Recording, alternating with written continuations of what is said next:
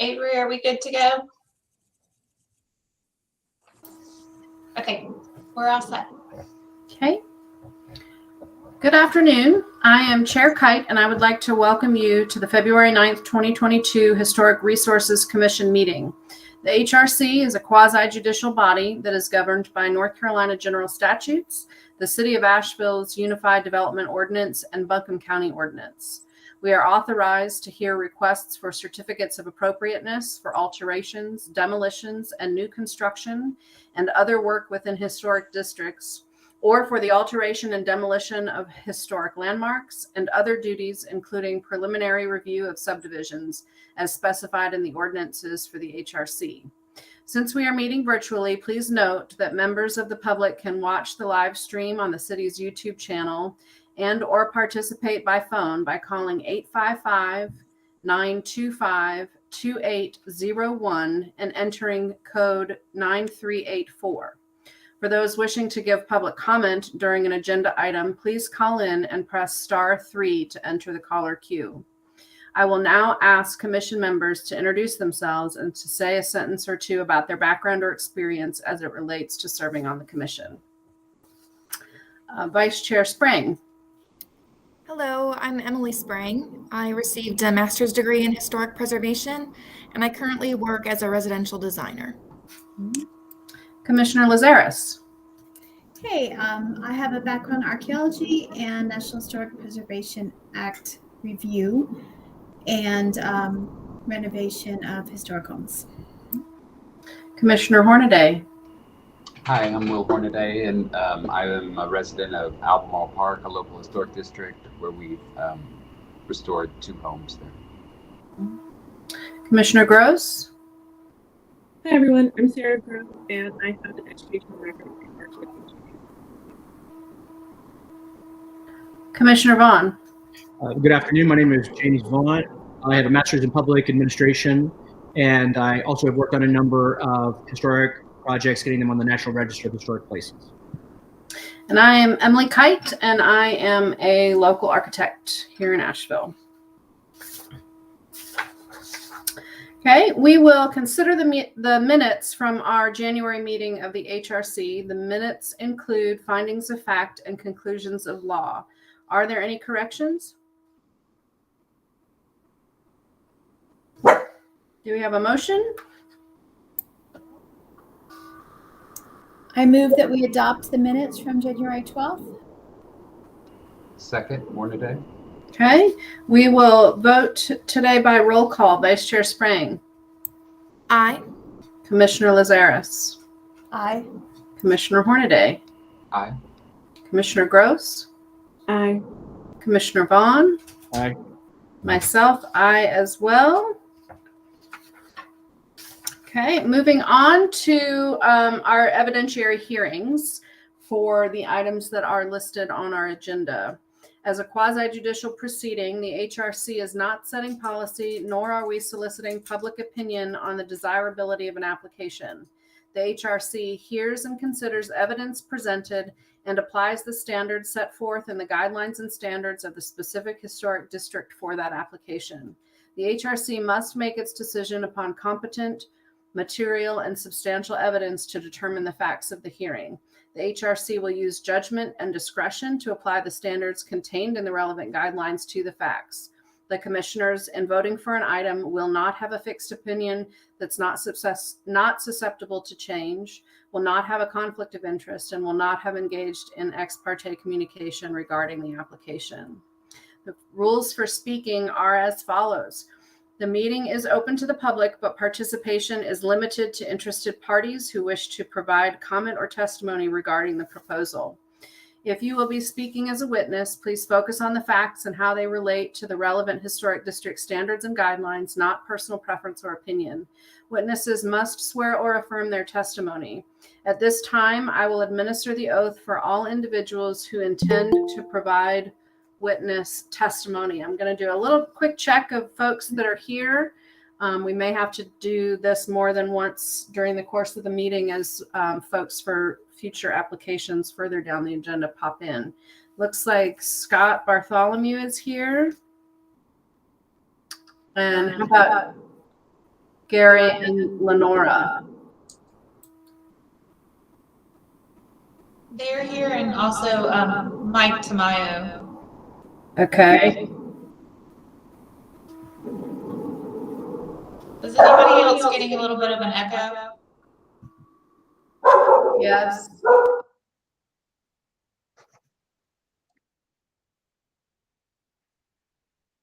And a few dogs barking. Seems to be Bartholomew's computer. There you go, Scott. There we go. Trey Greer, are you here? I think I saw you earlier. There he is. Yes, I am. Okay. And Jennifer? Yep. Okay. Is there anybody else that we need to swear in while we're at it? That should be everyone. Okay. Then I will have you all raise your right hands, and I'm going to read the oath, and then I'll call you each individually by name to affirm for the group. So please raise your right hand. Do you solemnly swear or affirm that the information that you present during the hearing for a certificate of appropriateness or preliminary subdivision approval before the Historic Resources Commission shall be the truth, the whole truth, and nothing but the truth? Scott Bartholomew.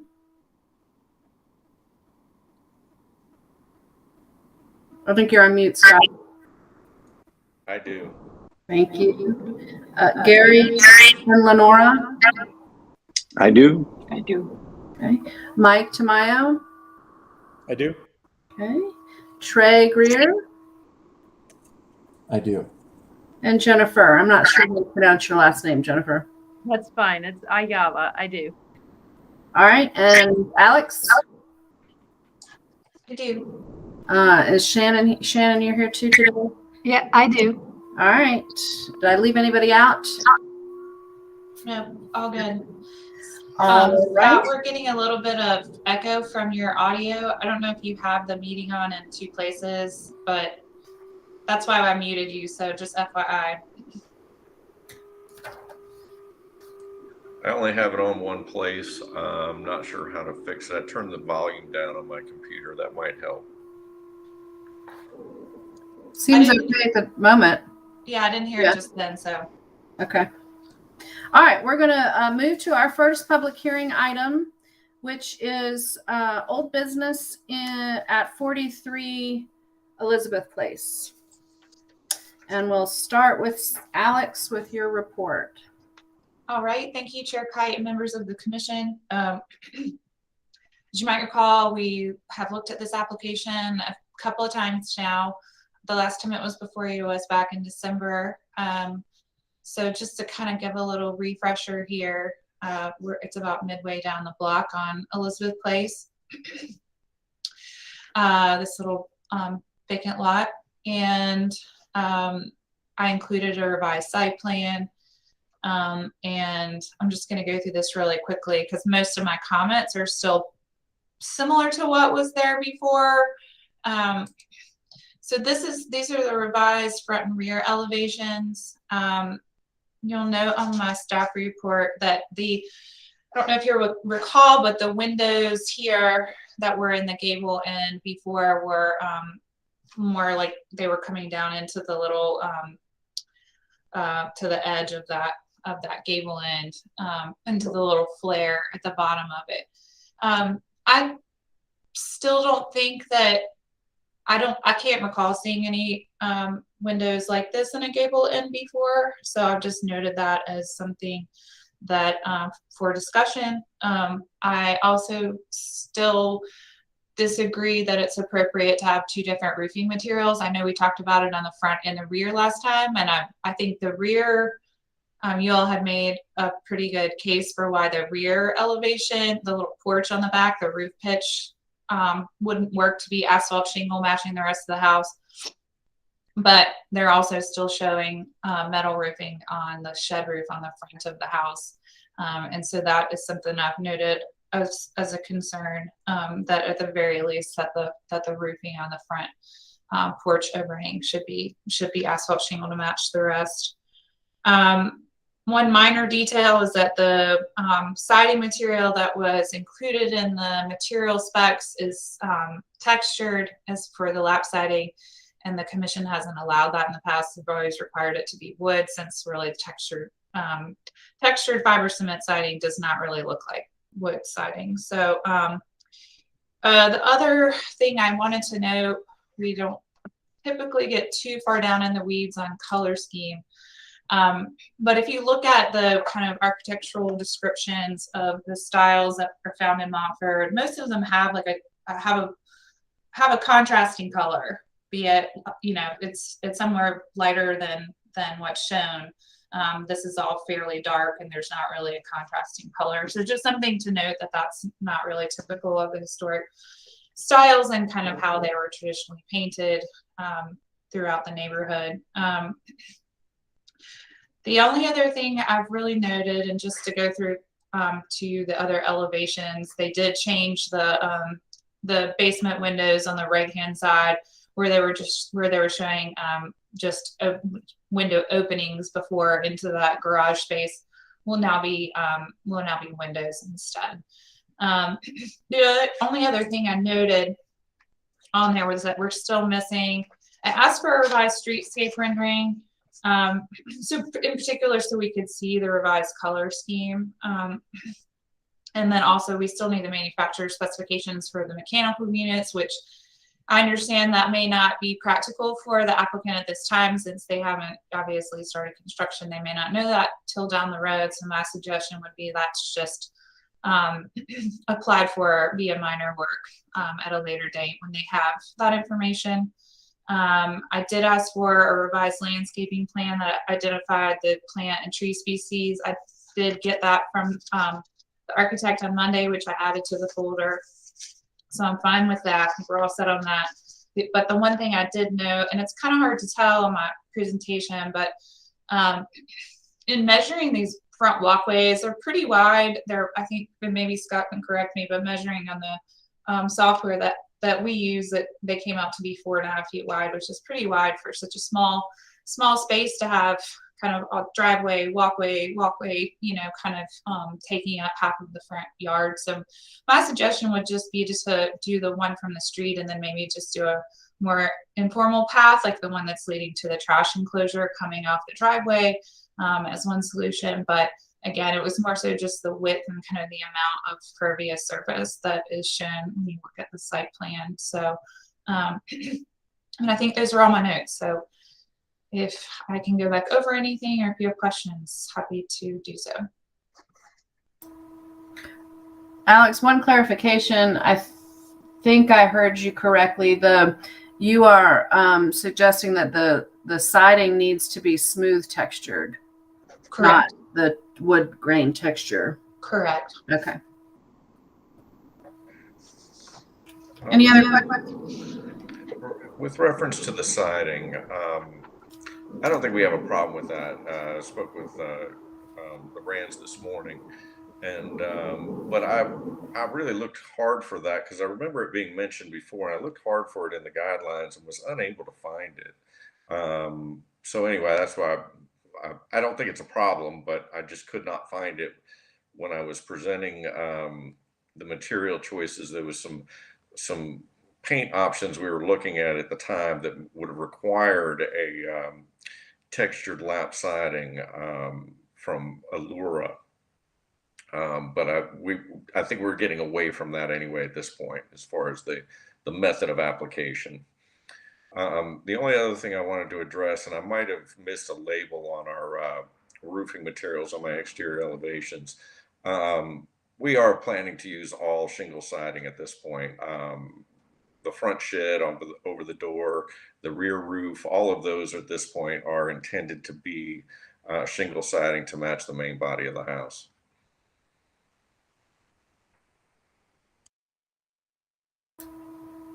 Okay. Commissioners, any other questions for Alex or Scott? Is there anything else you'd like for us to consider and follow up to Alex's report? I just want to clarify on the note about the design standards that there's a couple of things that the design standards, they don't call out specific materials necessarily unless we're talking more so about historic structures. But in the kind of past 10, 15 years, as we've kind of gotten into some more contemporary materials, the commission has considered those on a case-by-case basis and has never allowed anyone to use textured siding on new construction because it tends to look like faux wood versus actual wood, which is more smooth in texture. So that's kind of where that comes from. And it's the same thing with aluminum clad windows. The guidelines don't specify that you have to use aluminum clad windows on new construction projects, and that you can do vinyl, but that is kind of just the way that the commission has decided in the past. Thank you for that clarification. I had come to the conclusion I was either blind or mistaken, but that makes sense.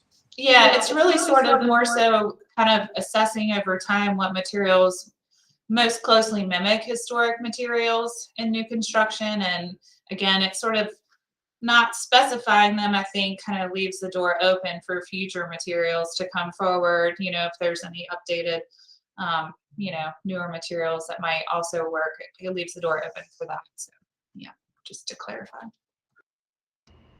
Alex, the question I have for you is the paint colors. Is that so? Your lasting issues from staff are the paint colors and the windows in the on the front elevation. Is there something else? You're mute.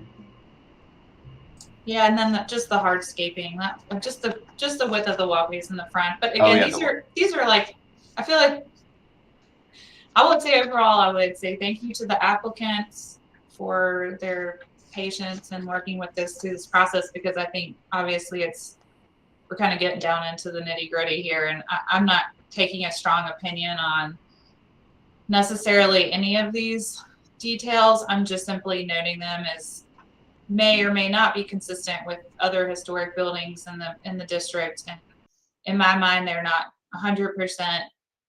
The windows on the front and the color scheme, not 100% consistent with what would be found in the district. But I don't know every house in Montford. There could be one that has a color scheme that's similar to this, or a house that has transoms in the gable end like this one. So they're just kind of more, at this point, neutral-ish things to point out to you all.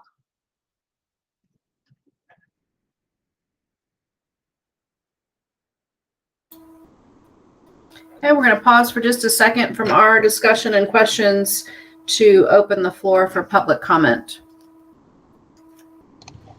Chair, there are no callers. Okay. We will close the floor for public comment. Commissioners, other discussion or questions about some of these items? Scott, thanks for clarifying a couple of those. That shortens the list of things I think we need to talk about, which is good. And I guess color-wise, I certainly think there's plenty of precedent for stronger contrast between trim colors and field colors on siding than what's being proposed. As we certainly don't get into specifics like some other boards might in terms of a list of colors that you can choose from to get that specific. But I do tend to agree, I think, a little bit, Alex, with you in that the more traditional approach to color on the exterior of houses in Montford is for there to be more contrast between trim colors and the siding color, and even sort of the upstairs versus downstairs when you have those kind of the architectural styles that have a strong line kind of between the two stories of the house. But so I don't know where the applicant maybe falls on that in terms of preference for color, and they're sort of thinking at this point about color and reasons for choosing what they've chosen. One thing sorry, I'm recovering from COVID, and my brain's not working very well. But with regard to color, I really hate presenting colors at this stage because we're really talking about these very small color chips.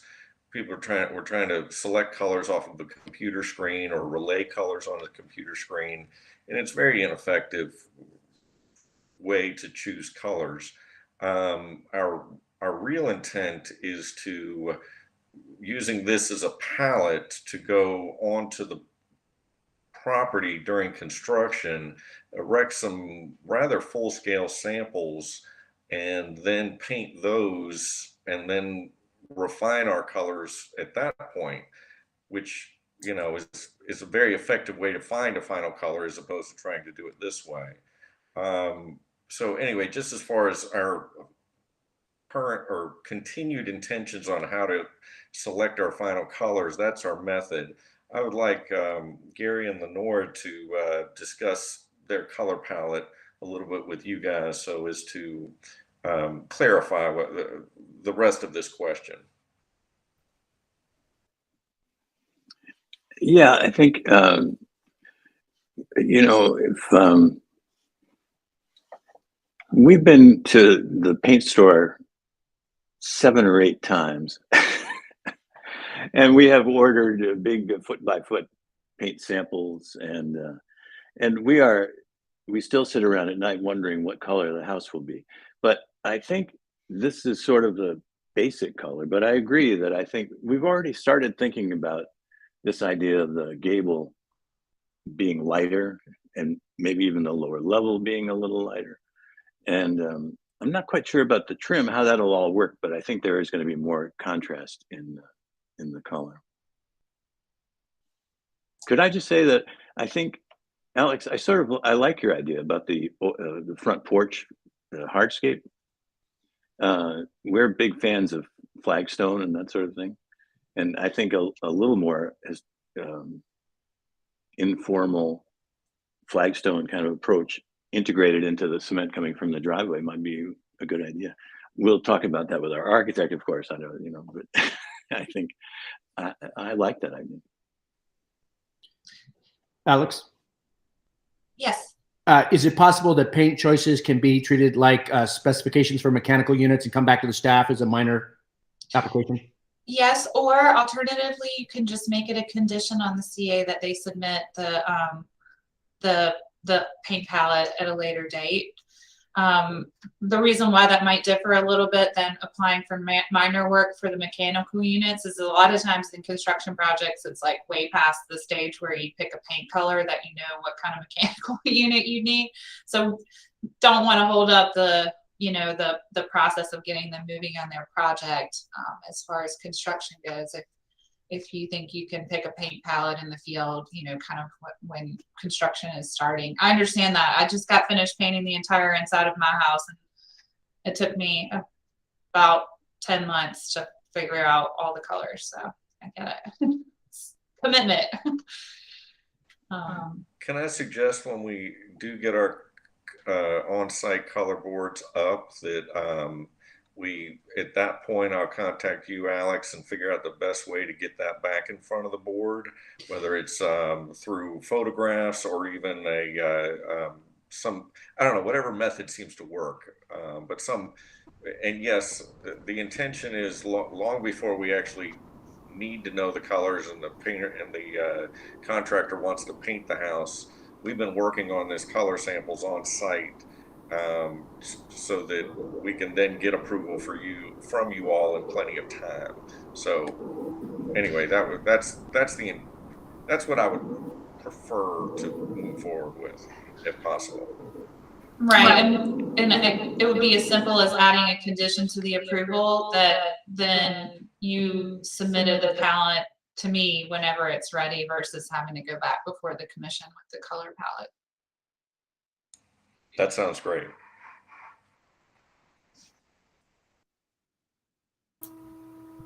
Okay, commissioners, are there any other comments or questions or concerns from y'all? Yes, I would comment that I do agree with Alex about the windows in the front gable.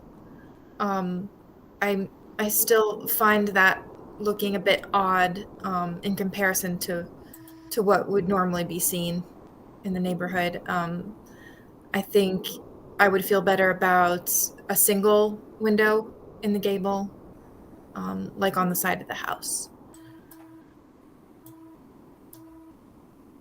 I'm going to echo that on page 93 of new construction primary, item 9, locate and size window and door openings so they're compatible in placement, orientation, proportion, size, and scale with surrounding historic buildings. Just that one hang up, and I think, and that's where I'm seeing the standards pushing back on what's on slide 3. If you could click there, Alex. That's the only one.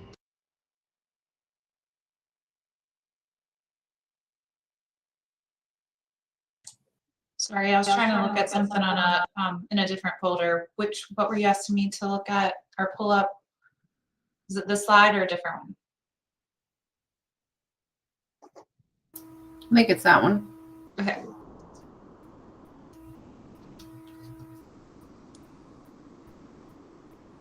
Gary, Lenora, would you guys be agreeable to a single window up there?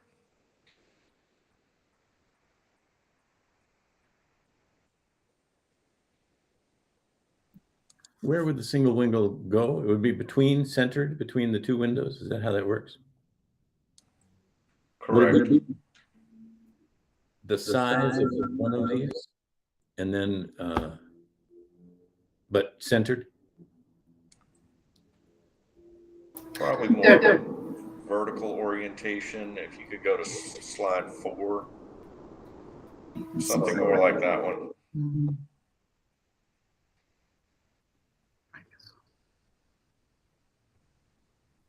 Sure, I guess we could do that.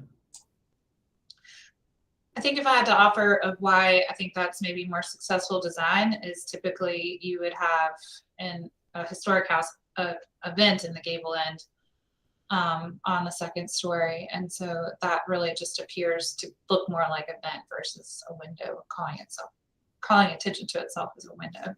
If that helps.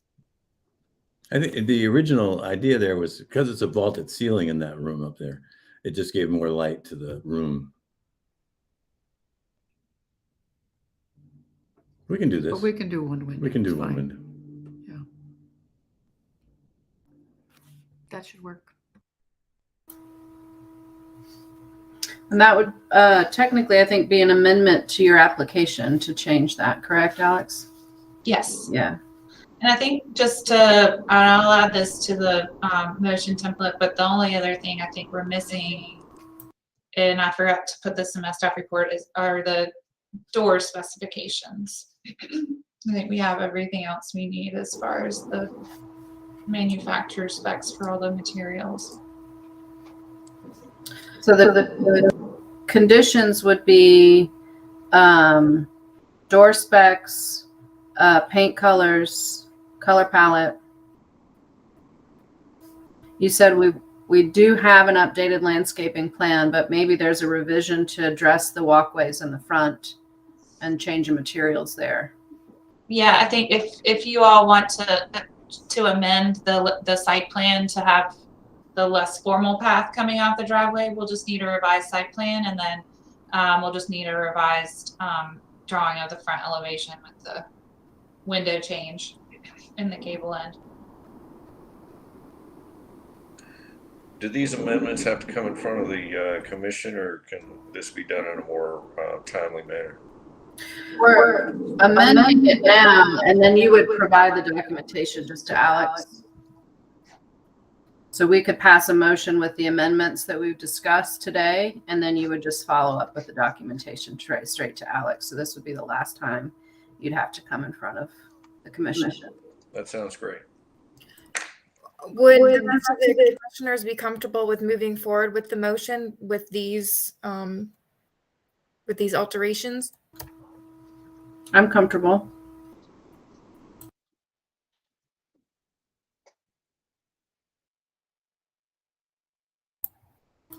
Everyone else is quiet. Makes sense to me. Yes.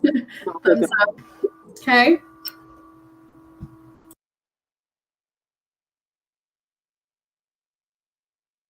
I'm just trying to find my motion to read. Hold on just one second.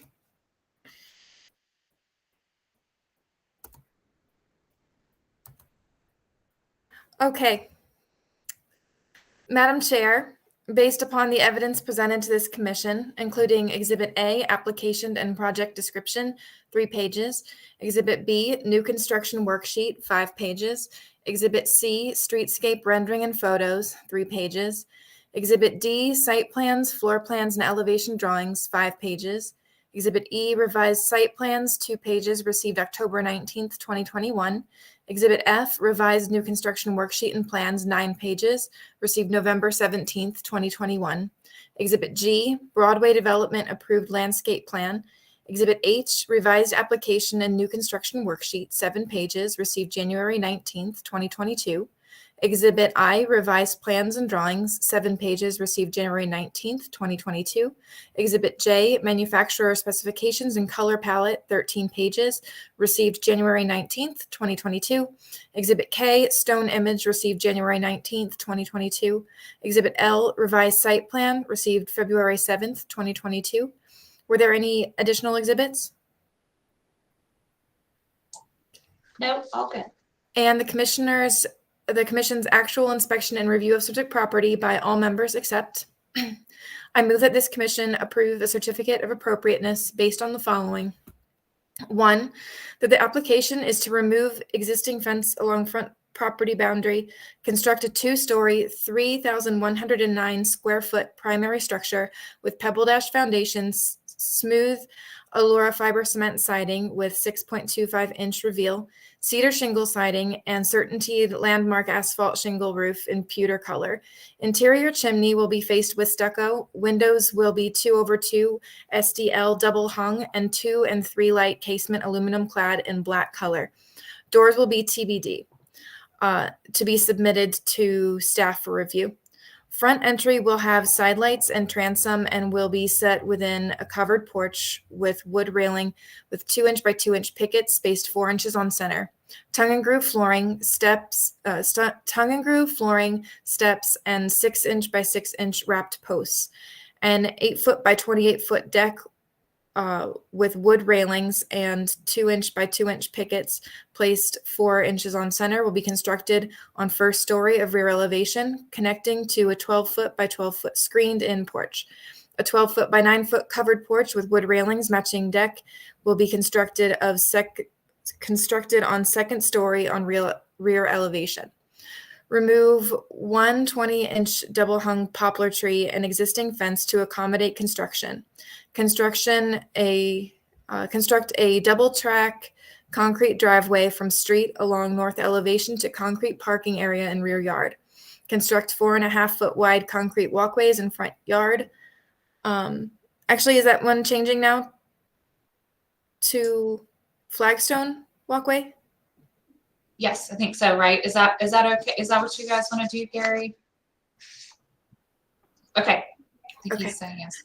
Construct 4.5. It will probably not be that width anymore. Construct Flagstone casual walkway in front yard, connecting from driveway and street to front entry, and a flagstone walkway connecting to a 6-foot by 3-foot painted wood trash enclosure adjacent to southwestern building corner. Install 2 mechanical units adjacent to south elevation. Foundation plantings will be installed. Ground cover must be established within 15 days of completion of construction, and the remainder of the landscaping must be installed within 3 years. If archaeological resources are discovered during site work, work will cease until city staff have been notified and have inspected the site. All work will be in accordance with attached drawings and plans. All permits, variances, and approvals as required by law must be obtained before work may commence. 2. that the standards for new construction, primary structures found on pages 92 to 93, walkways, driveways, and off-street parking on pages 50 to 51, landscaping and trees on pages 40 to 41, fences and walls on pages 36 to 37, decks on pages 38 to 39, utilities and mechanical systems on pages 82 to 83, lighting on pages 42 and 43, and archaeology on pages 32 to 33 in the Montford Historic District Design Review Standards adopted on April 14th, 2010, and amended December 9th, 2019, were used to evaluate this request. This application does meet the design standards for the following reasons. A, new primary structure is cited so that it is similar to the historic pattern in terms of orientation, setback, retention of green space, and spacing between structures. B, new primary structure is designed so that the overall character of the adjacent streetscape and building site is maintained. C, new primary structure is compatible in height, roof form, scale, massing, footprint, material, detail, fenestration, and proportion with surrounding historic buildings and other historic buildings in the district. D, location and size of window and door openings are compatible in placement, orientation, spacing, proportion, size, and scale with surrounding historic buildings. E, materials and finishes are typical of those found in the district. F, new walkway and paved area will be compatible with the site and district in terms of dimension, configuration, materials, color, and texture. G, mechanical units will be located adjacent to the side elevation and will be screened.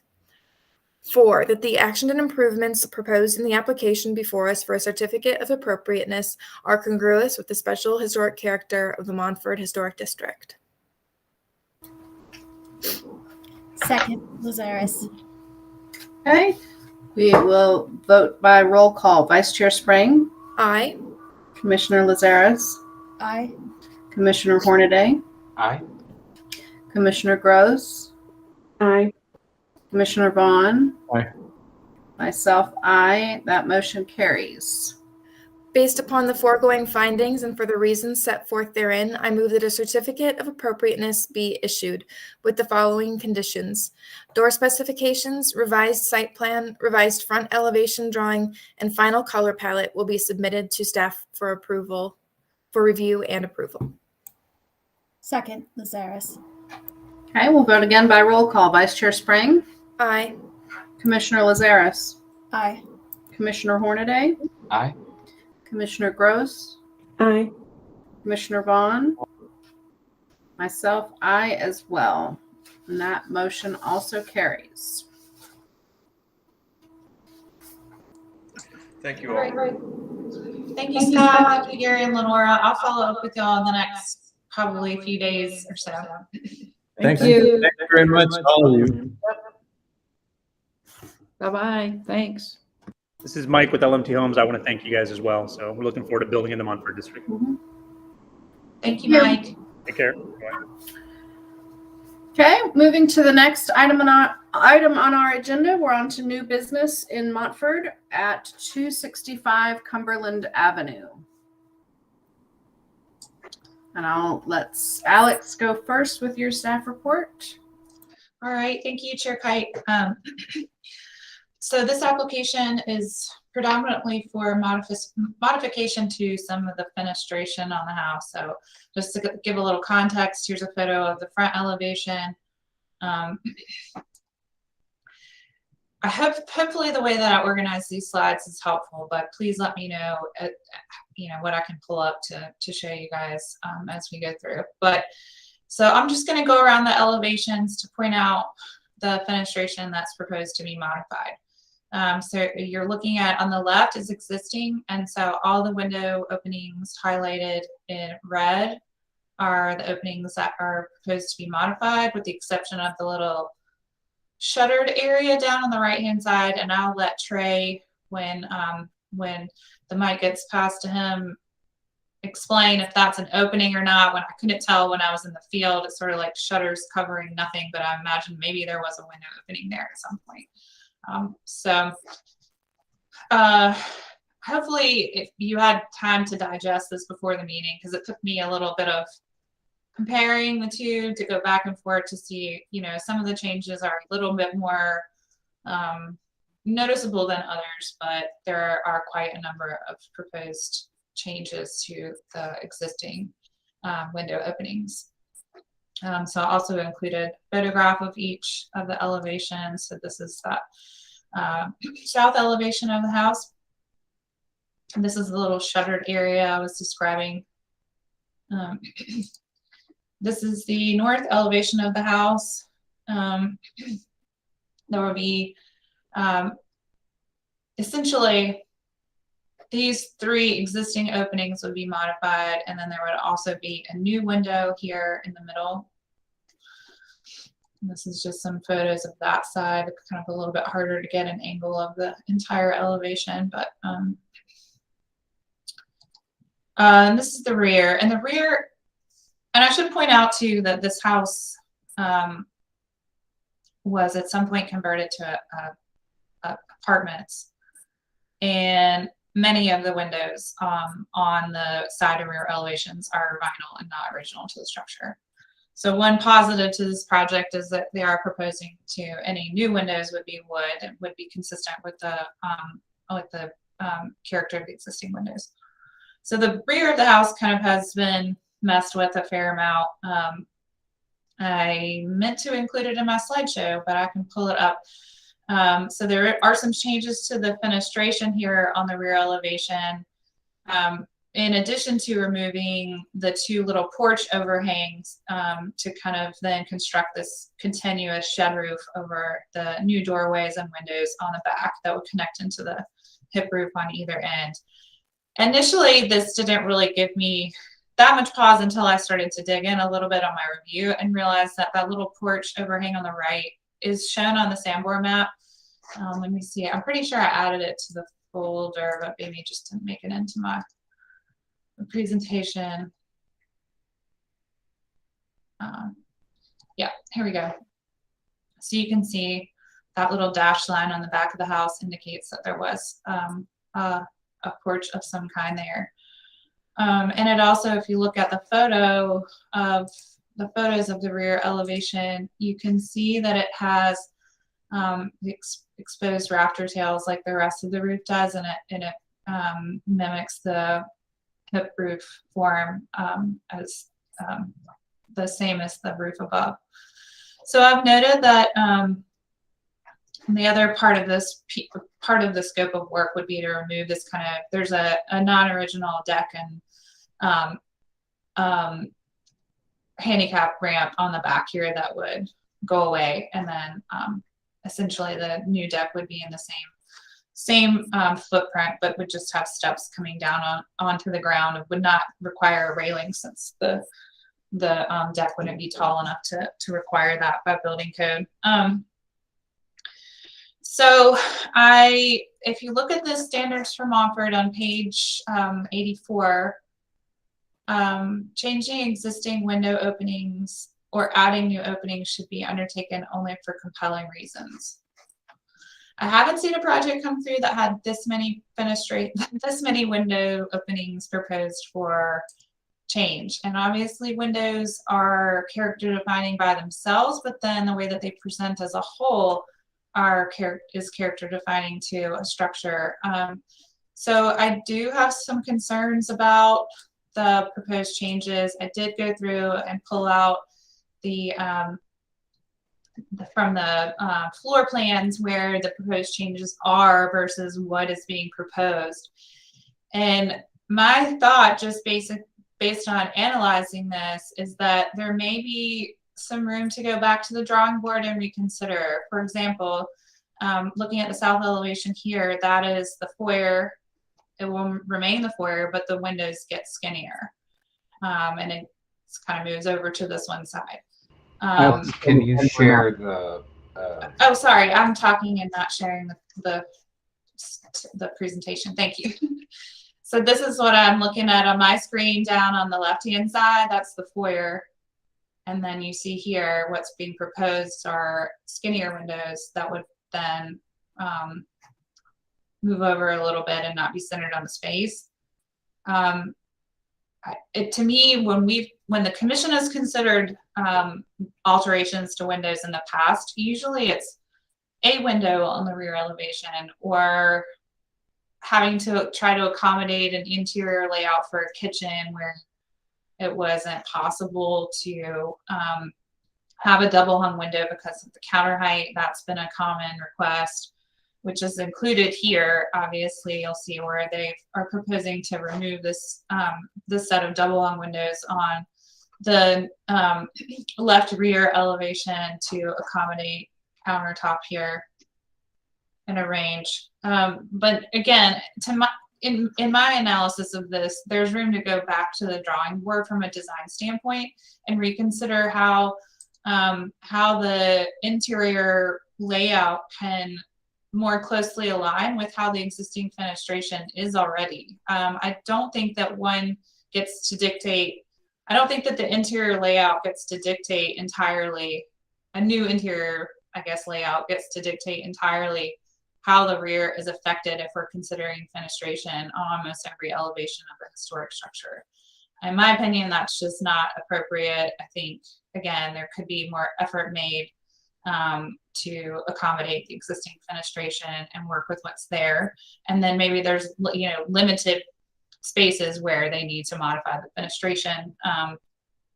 And that certainly would be within the kind of bounds of what the commission has seen in the past. But as is, I didn't recommend against the application. I'm just recommending that at this stage, I think that the applicant could go back to the drawing board on this and treat the existing fenestration more sensitively in terms of keeping the window openings intact.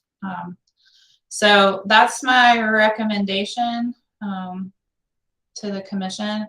I did also note that, and there won't be a deck railing, so you can ignore that note on what I asked for as far as additional information. The only other thing that we're missing are the window and door manufacturer specs. So I don't think we're to the point of needing those yet, unless the commission thinks so. But of course, any new unit would be wood and match the existing historic windows. And all the fenestration on the front, I should say, is original, which is nice. I guess the previous owners thought that it was fine to change all the windows on the other elevations, but they at least kept these. So that's my, those are my comments, and happy to answer questions if you all have any.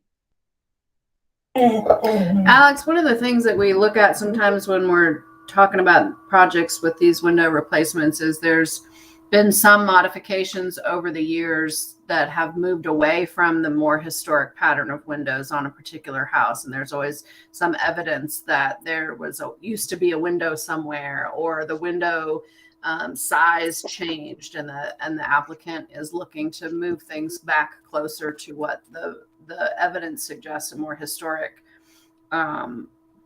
pattern of windows would have been. Is there any indication in this house? You mentioned that it used to be apartments. At some point, the interior probably changed pretty significantly to move in that direction of subdividing it into apartments. Is there anything that would help us know if the windows that are currently on the house in the sides and the back elevations were the sort of original pattern, or if those had been moved to accommodate the apartments, or anything that might give us some hints of whether what we're moving towards is more historic, or what was there is more historic, or we just willy-nilly moving windows wherever we want, whenever we want, including when they were apartments way back in the day too. That's a great question. And all I can go on is what I observed in the field, which to me, the pattern of the fenestration on this house, it does have a rhythm and a pattern that to me is consistent with the architectural character of this house, which is sort of like vernacular arts and crafts style house. I do think this is not, exactly, but this kind of like window pattern that's a little more scattered is pretty typical on this style of house in Montford. I will let Trey as the builder, speak to any information he might have on, investigating the interior of the structure, as far as any existing openings that are proposed to be modified that may have already been modified. I know the rear elevation is probably not.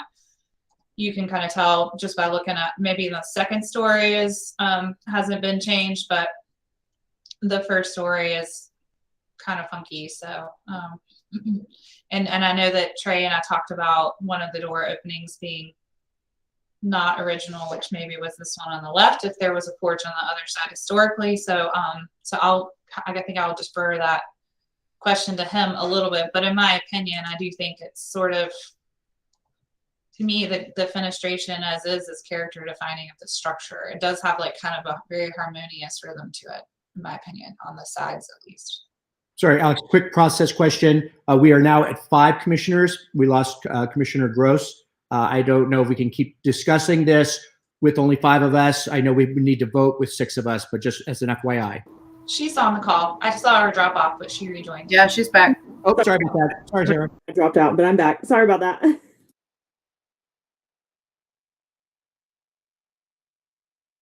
Commissioners, any other questions for Alex?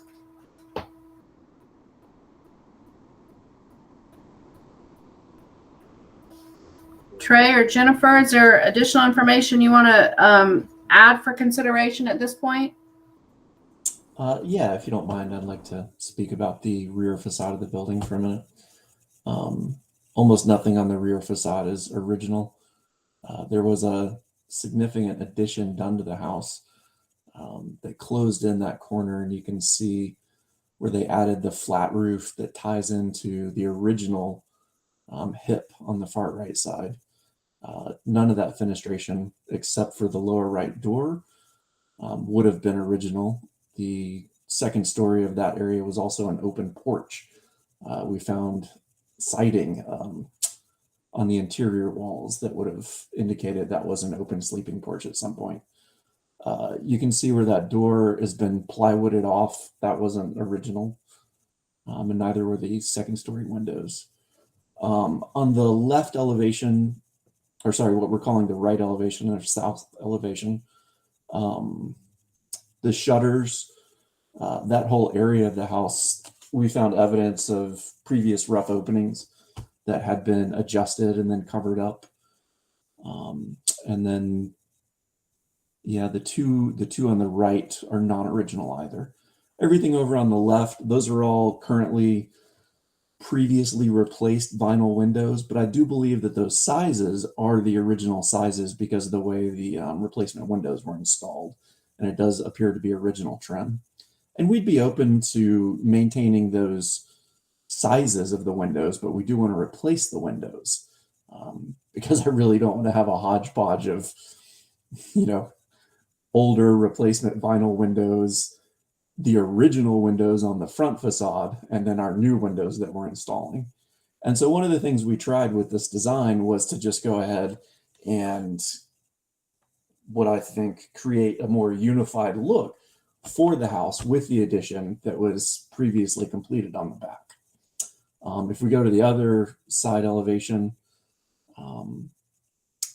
we're looking at changing the elevations there because of where we're putting the kitchen and where we're putting the bathroom. And so the top left corner of the house there, that was the original sleeping porch. We're proposing to move one window over. And then the two on the bottom right, we're trying to center back into the room. And then we're mimicking that side of the other side of the house in the entry. To me, those elevations and the way that they appear from the street are still very historically correct and don't change the fabric of the house from what would have appeared originally that dramatically. I wonder if Trey... Sorry, go ahead. Oh, we're also, of course, proposing to use German lap siding and reproduction wood siding on all of the exterior as we go through and replace what's rotten and in need of repair. And then as we go around and retrim out the new replacement windows, we will, of course, use correct trim details and exterior sills and so on. I wonder, just thank you for that information, Trey. Knowing that, do you think, to the commissioners, do you think that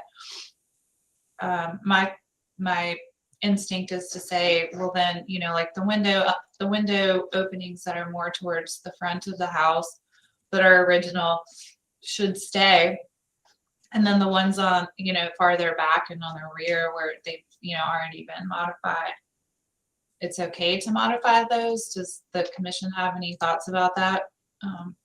Since these, I guess, theoretically have already been changed at some point. On the south side, could you show that, Alex?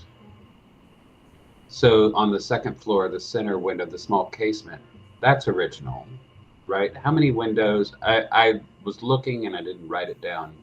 Were the original wood windows on this side? There were 2 or 3. None. This casement window on the second floor is an original? The That wood is one? an original window. It's not a casement. It's a fixed window. It's not operable. Okay, but that's original. Yes. And there were other wood windows that were still on that side. The smaller one under the eaves. Let me go back to my full-size drawing so I can just double check. No, on this elevation, all the other windows have been replaced with those vinyl replacement windows. All of the original windows are actually on the front facade of the building. This first floor short window, the third one from the left. Short window. Third from the left. That is actually not an original window because that is part of the addition that was completed at some point in the house. And so we've done some interior demolition, trying to open up the bones a little bit and see what we're dealing with. And you can go inside, and I'd be happy to have you on a site visit, and you can see where those original rough openings have been modified from the interior framing. Are you asking about the 6-light casement? I think he's asking about the one to the left of that one, Trey, but that one's not proposed to be changed, I think. I guess that's on the stairwell. Is that? Yeah, that's probably stairwell. But there are those. So there's very few. But that top fixed window. That is correct. That is in the stairwell. That does appear to be original. And where we're trying to replace that unit with a double hung, it's just an attempt to bring more light into the open stairwell. But that's not in the stairwell right now. That single. The stairwell, actually, that's the end of the hallway upstairs. Right. The stairwell is off to the right. Right. Okay. You can see where the staggered windows at the odd heights.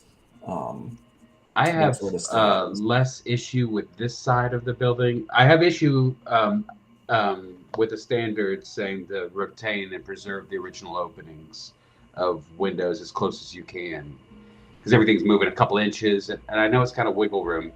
And so if we wiggle, I'm more okay with this side than the clustering of windows on the north elevation is sort of scattered to the center of the windows, and then that on this first floor, the center window, that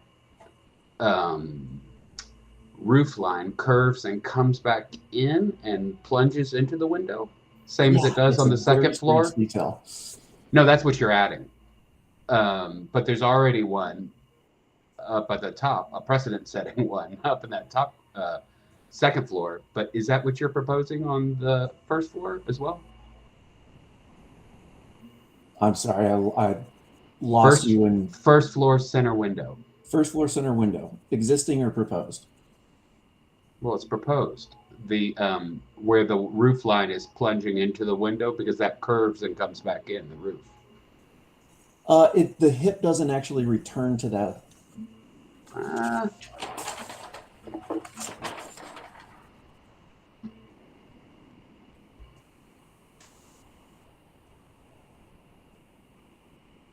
It does return back. It does return back to the roof line, yeah. And that window that we are, yeah, it'll be up under the rafter tails is what it'll be. That is an awkward placement on the elevation. But anyway, to staff's point of when you look at the current placement of windows, and then this focusing of centrally, it's not quite as we're losing a little something there. that the standards are trying to protect with keeping the windows where they're placed, is my feeling, and I can let other commissioners weigh in. Well, I agree, and I think the word that you may be looking for is balance, because once the window is deleted on the left end, and then another window added more towards the center, it kind of focuses most of the attention in the center of the building rather than distributing it across the structure.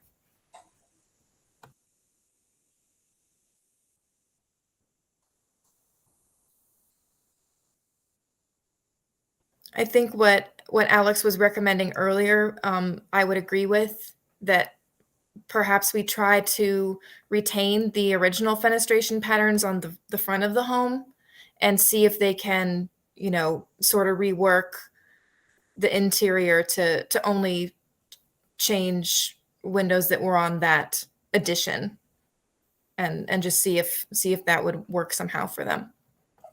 So the reason we're trying to eliminate the 2 lower windows on that floor is to allow for the kitchen to fill that corner of the house.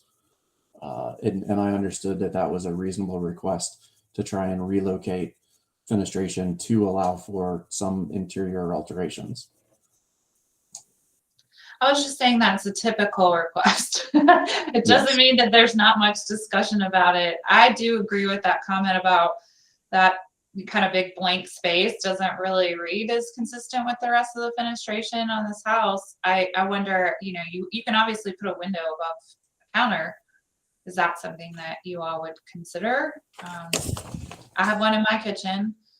The way that we've designed the kitchen, we put all the windows to the rear to bring in the backyard, and so that was going to be the wall cabinets and stove with a hood wall.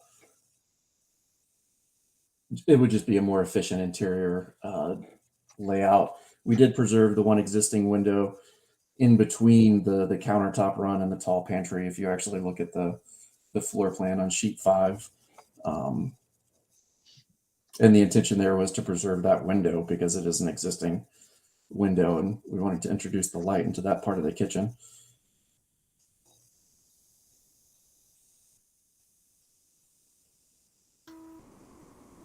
I think there's no question, obviously, that replacing the vinyl windows is appropriate for sure, and providing some consistency from window to window with all of them being detailed like the original windows and wood, obviously, like the original windows. Mm-hmm. I get a little bit towards the front of the house where we've got some strong clarity around where the original openings were and the fact that there's still windows in those openings. They may have replaced them with the vinyl at some point, but largely the placement of the openings is intact. I would, I think, feel a lot more comfortable with the application if there was effort made to keep those original openings in their current locations. I think we obviously have a lot more evidence in the back of the house that the changes have happened over the years, and that the sleeping porch and the addition that was filled in. I think we do have a lot less information there about what we've already moved pretty far away from what was original just by building walls there in the first place. And so that towards the back in those areas, and in response to the kitchen, that's always a challenge when you're reworking kitchens and houses where windows were, to get a kitchen that really is useful on the inside. I can appreciate that challenge because wall cabinets are sort of important part of a kitchen. Likes to keep stuff in, but so I think for me, I'm far more comfortable with proposing the nuance of existing stuff in the back than I am in the front, where it's very clear where the openings were and have been, with limited modifications aside from maybe replacing the actual window themselves in the openings. And so I would love to see some updates to the proposed application to try to be sensitive to where those openings are currently. And if there's a response that feels good on the inside that would keep the integrity of that, I'd be pretty open to that for sure. I'm sure we would be comfortable with the right elevation, maintaining the existing pattern for those, front two on the first and second story. That seems more than reasonable. A quick clarification, because this is a cheat that I've done on other homes where we built a dressing room. We left the existing window, we hung a curtain in it, but we built our cabinets up against the window. So from the outside, the windows were there, but functionally from the inside, there were no windows, if you know what I mean. And I don't know how much that would be taboo here, but since it seems to be the concerns from the outside and from looking like there is a window there, how much of that would be acceptable, if acceptable even to the homeowners? They may hate the idea of wall, but that's something that we've done in order to keep the exterior windows, but use the interior functional space. That's a very odd detail that I've never attempted before. Are we talking about in the proposed kitchen area for that? That was my thought, since you're trying to preserve interior functional space while answering the concerns of keeping windows where they actually were and the look from the outside. A curtain, the blind in the window means from the outside, as far as you're concerned, there's a window there, but from the inside, functionally speaking, you've got the wall space you need. If the commission was comfortable with that, I'm sure we could just leave the existing vinyl windows in that location as is and cover them up from the interior and install cabinets right there. I mean, I think the point is that the opening is retained. Sure. We'll leave the openings exactly as they are. I can understand, I think we've had one other application where someone did similar to what Commissioner Vaughn was describing, but it wasn't a closet versus a kitchen space where that might be harder to work around. I don't know. I'll leave that to you all to discuss, but it's a good idea. In some places it can work, but I appreciate Commissioner Vaughn throwing that out there, because it's definitely something that we've seen before, just not in a kitchen. Oh, I'm sorry, go ahead. It looks to me like one consideration that would be a factor in this project is they appear to have their cooktop or range located there. Yes. So there may have to be, some vent hood ducting and things like that would interfere with that solution.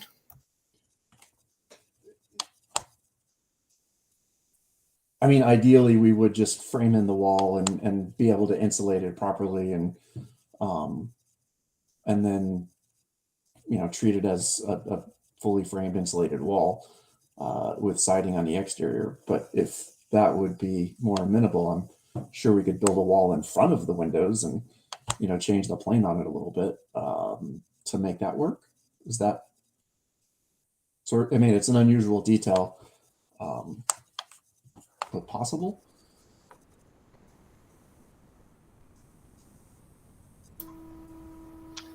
And I think there's opportunity there to sort of think that through. For me personally, that's probably one of the lesser concerns that I have, is that sort of back corner, because I do think there's certainly precedents for us as a commission in response to changes in kitchens and things like that, where there's a direct relationship between what we need to be doing on the inside in the kitchen and what the response has to be in terms of the changes to windows. I think there's a correlation there that's a little different than maybe some of these other changes that are proposed, which is sort of change for the sake of wanting it to be slightly different but close to what it was.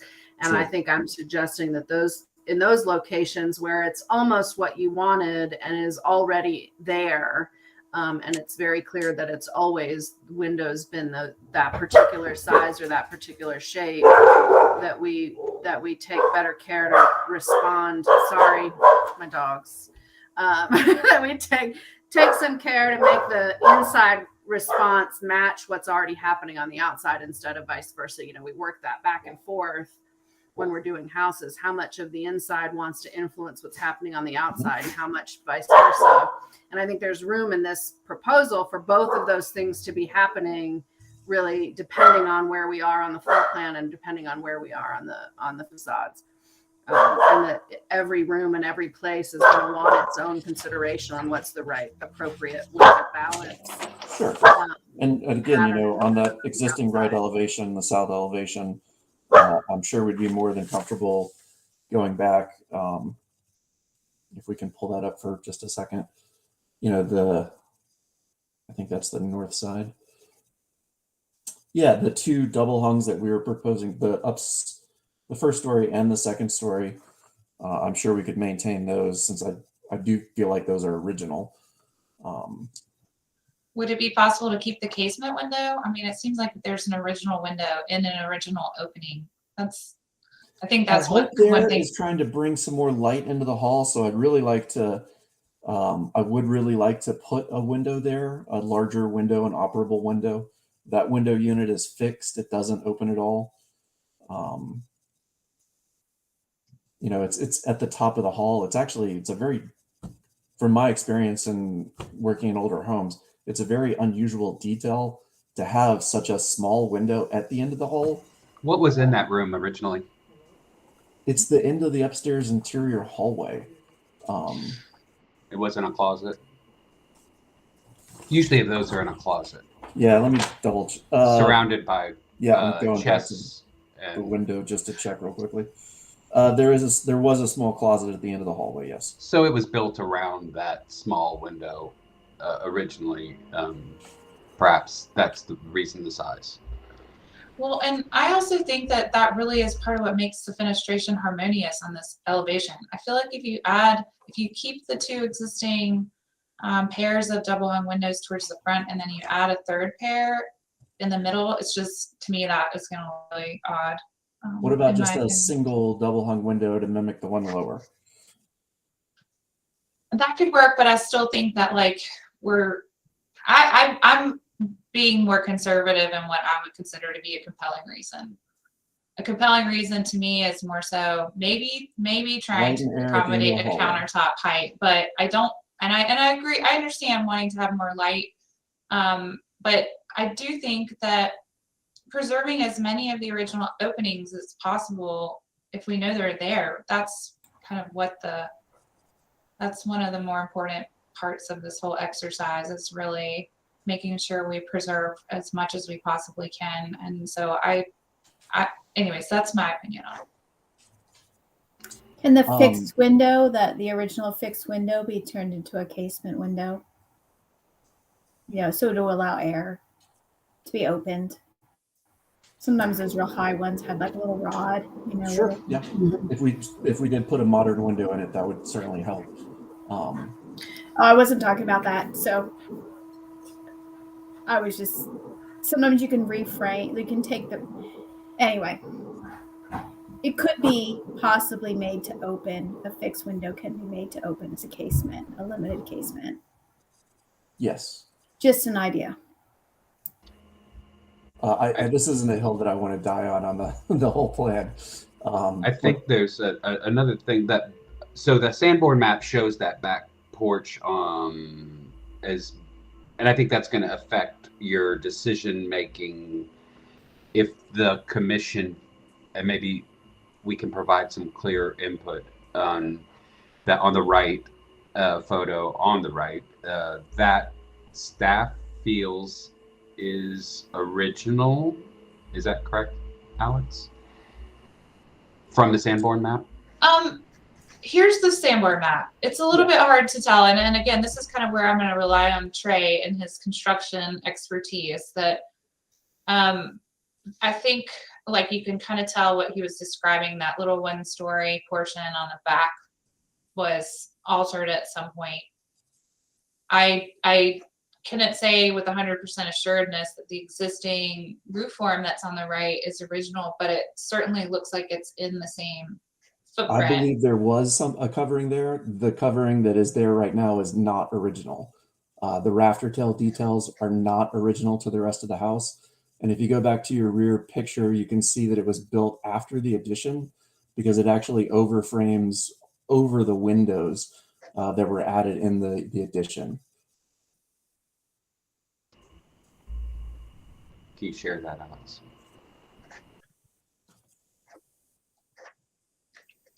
So do you see how in the lower left corner of the hip roof where it comes in, it actually has been clipped and cuts into that triple bank of windows that was put in place.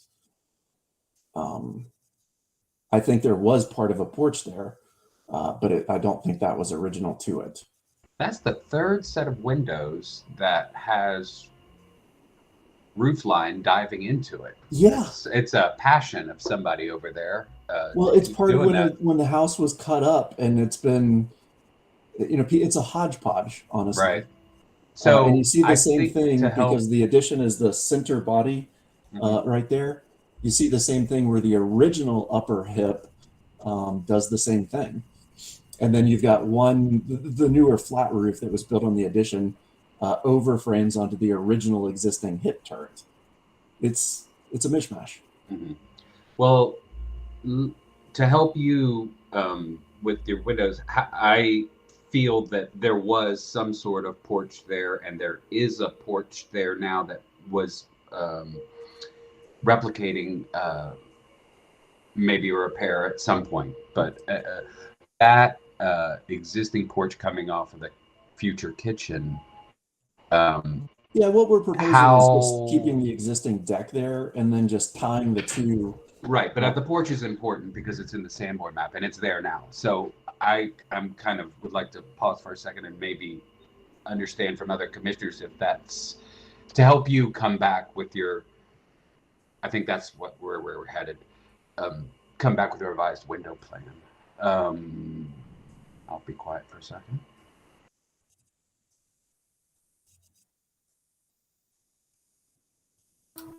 Well, I tend to agree with you. I think it feels pretty important given its presence on the map.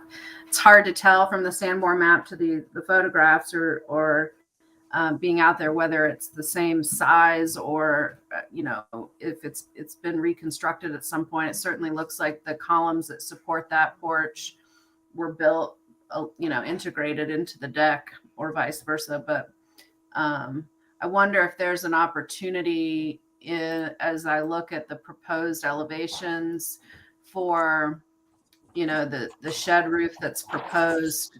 I guess we're getting rid of a door, so the porch is hard to, those porches certainly acted to identify an entrance, and so we're getting rid of an entrance. We're gonna have a really sort of grand porch roof over a window that doesn't lead to anywhere, and the doors are actually going to scoot over to something else. So there's a little bit of an oddness to that's I don't know how you reconcile that. Yeah, the standards kind of talk about that on number 1 on page 73 on porches that try and retain that, so we don't have that problem that you're describing, which right, a ghost porch. To retain and preserve historic porches, entrances, and balconies. So that kind of throws I'm not the architect, but in your plan, if that needs to stay a door and not, I can't remember now looking what that's becoming, but I think just windows. I think that's something that is something that needs to be addressed in this remodel.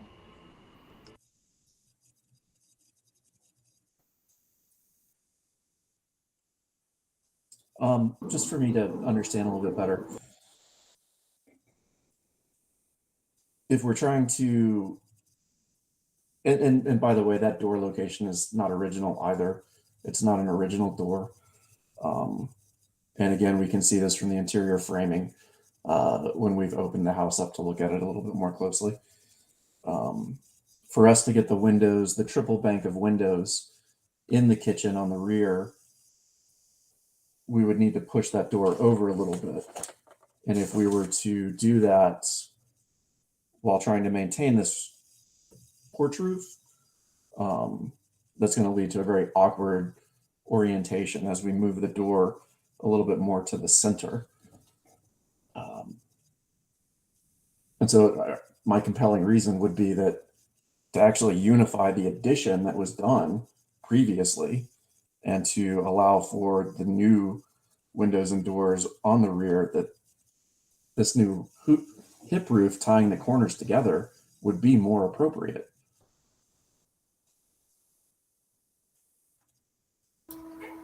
Trey, what when you have done your sort of investigative demolition, Yeah. where was the door originally? I mean, it's hard for me to imagine. So it was actually closer to the corner. Okay, because it's hard to imagine that porch there with never a door. It was moved over.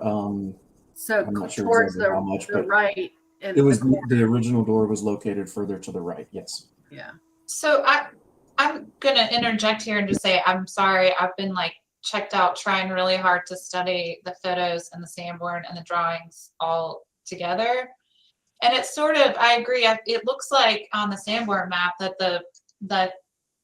it's hard to tell because the floor plans that exist today, like there's a little bump out that you've shown, Trey, on the north side, but it doesn't really match up with what's here.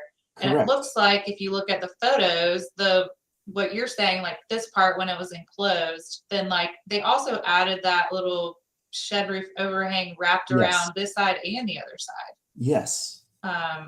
So I mean, I'm gonna just defer to. I'm gonna trust that if you looked at it in the field and it doesn't look like it would be. Oh, you can walk in and see the difference in the framing. Okay, because it's shown on the 1925/1951 Sanborn maps, and I feel like if it were in its historic location, it would be further over to the. Would only make sense if the door were farther over. Exactly. Yes. I also feel like the proportion of that existing porch on the Sanborn feels smaller in comparison to the overall house than what's built out there too. The proportion I of believe that so as well. Yes. roof, the portion of that porch roof feels a little bit out of scale to me, too big for what might have been happening on the Sanborn. Yeah, it's bigger than the portico share. Yeah, I mean, it sticks So out farther. It feels it's like all wrong. Yeah, it's just. But it's kind of a hand-drawn map, or I don't know how exactly these were, Alex, but I don't know the methodology they used to create these, but they should be fairly accurate because obviously they use them for insurance purposes. But I imagine that there were probably errors made here and there. But I feel like based on the information, that Trey has in terms of the construction of the roof overhang and just comparing kind of how this, in order to make these modifications, that couldn't have been there, I don't think. Wasn't. So I would think that this was just like maybe they took off what was there and then tried to rebuild something that looked similar to what was there. But And they built it back bigger is the other thing. When they moved the door over, they built it back larger. Could you share that screen, Alex? Sorry, I've got like 80 tabs open, so I'm confusing myself over here. And so if you look at the okay. And then that odd little colonial shed gable that's coming out, that's just a strange detail with the way that they've tied that into the hip, the way it comes around the corner. And that whole first and second story part of the house is not original, as we can see from the Sanborn map. Right, because if I'm reading it correctly, there was an inset porch. Yes. On the left side of what we're seeing right now. So I'm not even sure it was a porch. I think it might have just been because when we go down into the basement, we can see the original brick foundation, which is inset in that. It's just an inset inside corner. And then there was more foundation added when the addition was built, and you can see the dissimilarities. I'm confused now. So we don't feel the porch is original or important anymore on the back of the house. Is that correct, Alex? I mean, that's my take on it. Okay. And so that opens up to a little more window freedom and door freedom on this whole east elevation. I think so. And then also, as Emily or Chair Kite was pointing out, that where the kitchen countertop is, that wasn't original either. It doesn't look like, right, Trey? If that's what I'm like, the whole right side where the hip roof wraps around, that Correct. wasn't there originally either. Okay. I mean, I think if we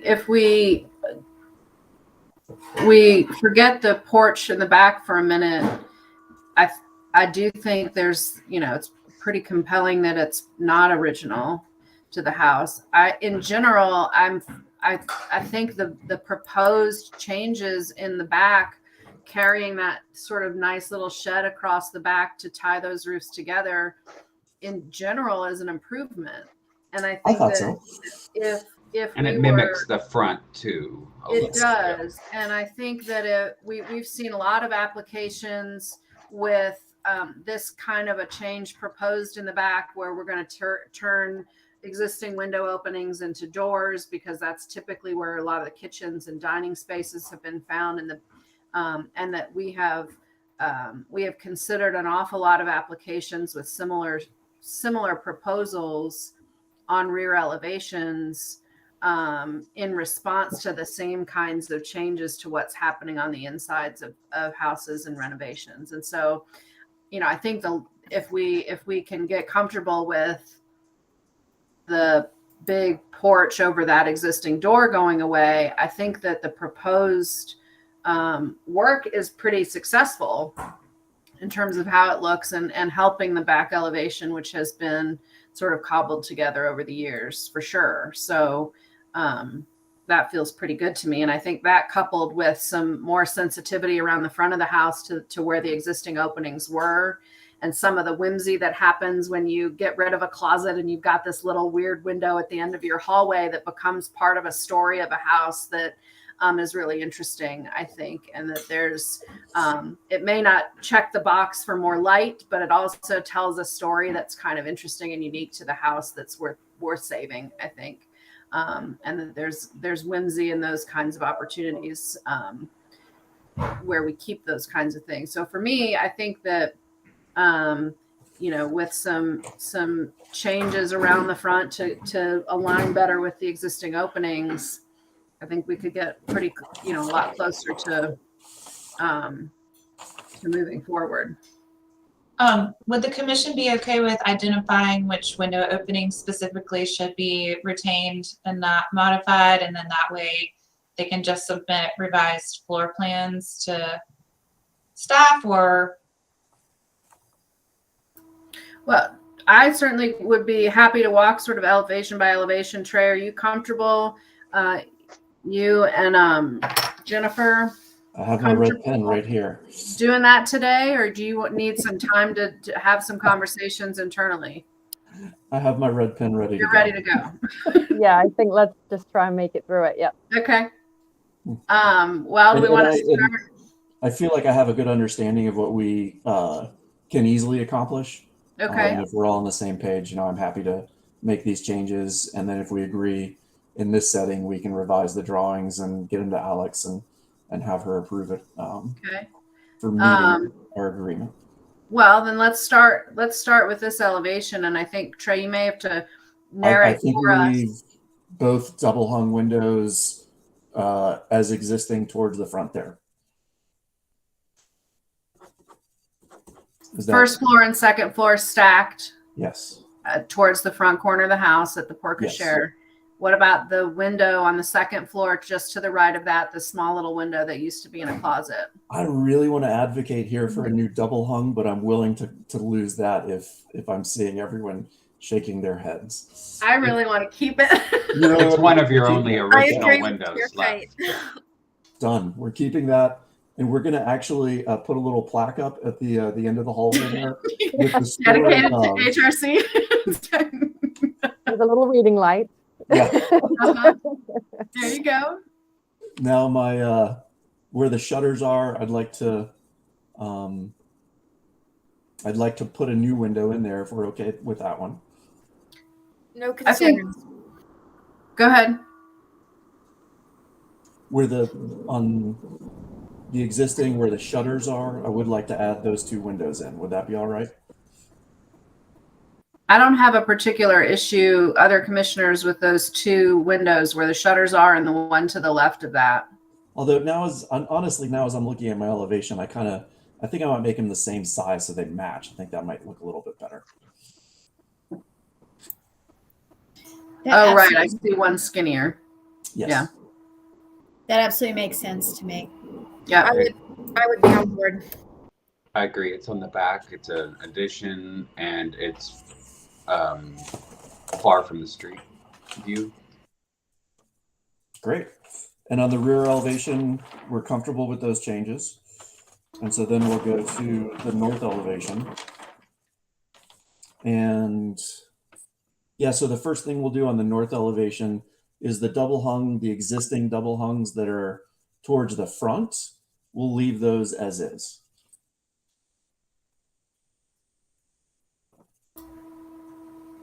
I'm good with that. Anybody else have concern? No? Silence is yes. Good. That's the first floor to the right? Yes. Yeah.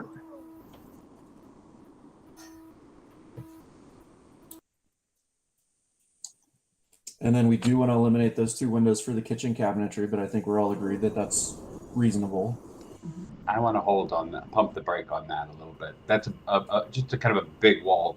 Let's keep going through the rest of what else is moving. It's kind of hard. There's one more. The only other window would be that one on the second story that we're relocating in hopes of putting a shower in the corner.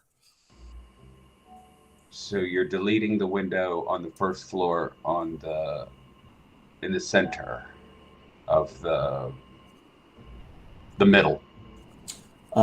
Yes, there is one more that gets. Oh no, actually, sorry, that's a new window. So you are putting that. There's no window there. We're proposing to add a window there. I'm going to push back on that, and also so it's basically what we're seeing on the right with the original windows on the first floor left. The image we're looking at right now. On the right. The elevation on the left is the current elevation. The elevation on the right is the new proposed elevation. Yes. And so the only change you're making in this is the first floor right windows.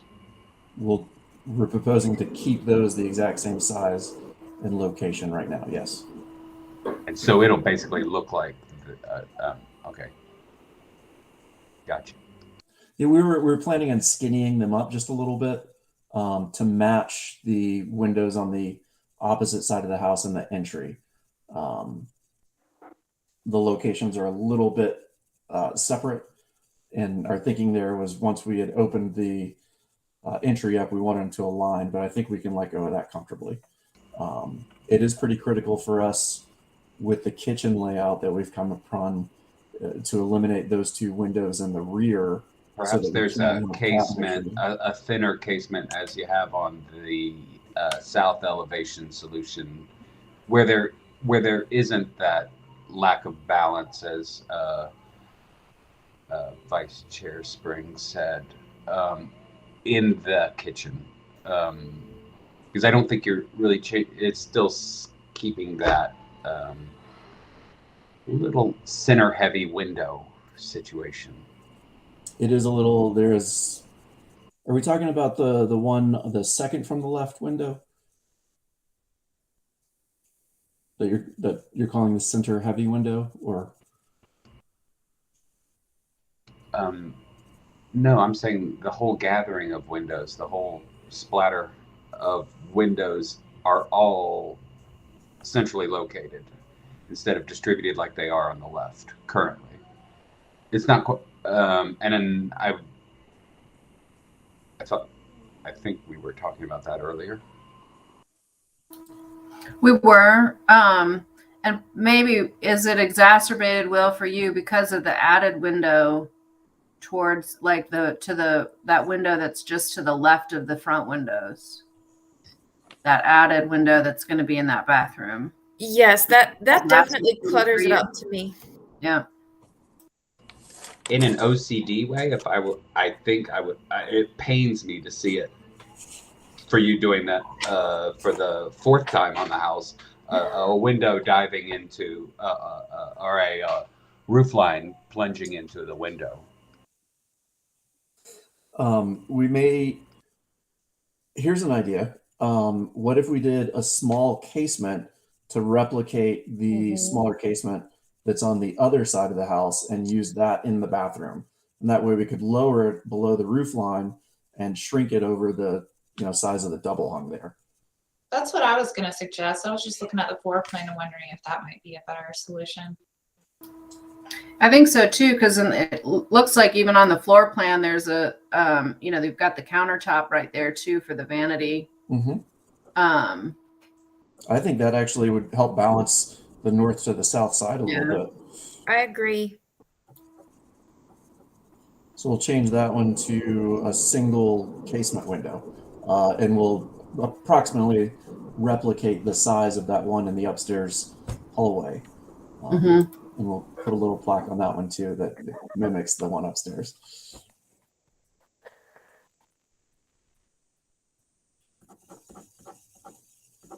But removing the double hungs on the lower left side for the kitchen, that's really where that's kind of necessary for our kitchen layout. Are we okay with that? I think if we made sure to retain the framing to show in the future that it's an opening or was an opening, I still regret that it throws off the balance of this elevation, but it is towards the rear of the home. So that's my thoughts on it. And by retain the original framing, just so I understand, are you talking about like the header and the jack assembly on the interior inside the wall? Just so someone in the future opening the wall could see where the original opening was. Oh, sure. We're absolutely amenable to that. Yeah. That's a simple detail. It's probably what we would do anyway. Is there an exhaust fan that's going to come out on this side? There will be a small exhaust vent probably tucked up under the eave. Just a little, typical 4x4 or 6x6 vented louver. It'll be through the wall tray, or it'll be in the soffit of the eave. There's no closed soffit. It's just rafter tails. It's hard to tell from this image, of course, but it is open framing and then roof deck. So when we won't see that louver because it'll be up underneath there. Yes.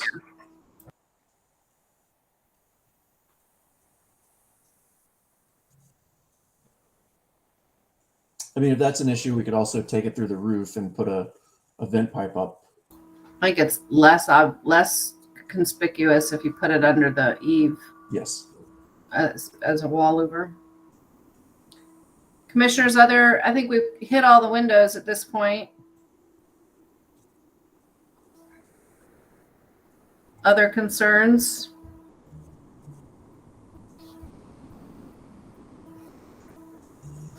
Okay.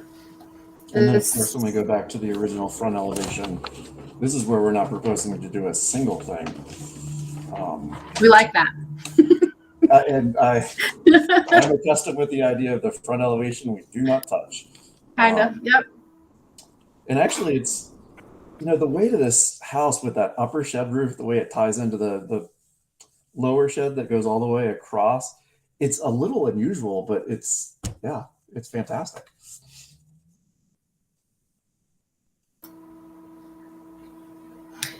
Commissioners, are we ready for a motion? Alex, does that suffice in terms of amendment? Yes, could you maybe just give me 1 minute to amend the CA request to correct all this, and I'll let you know in just a sec when I'm finished. Sure. Thank you.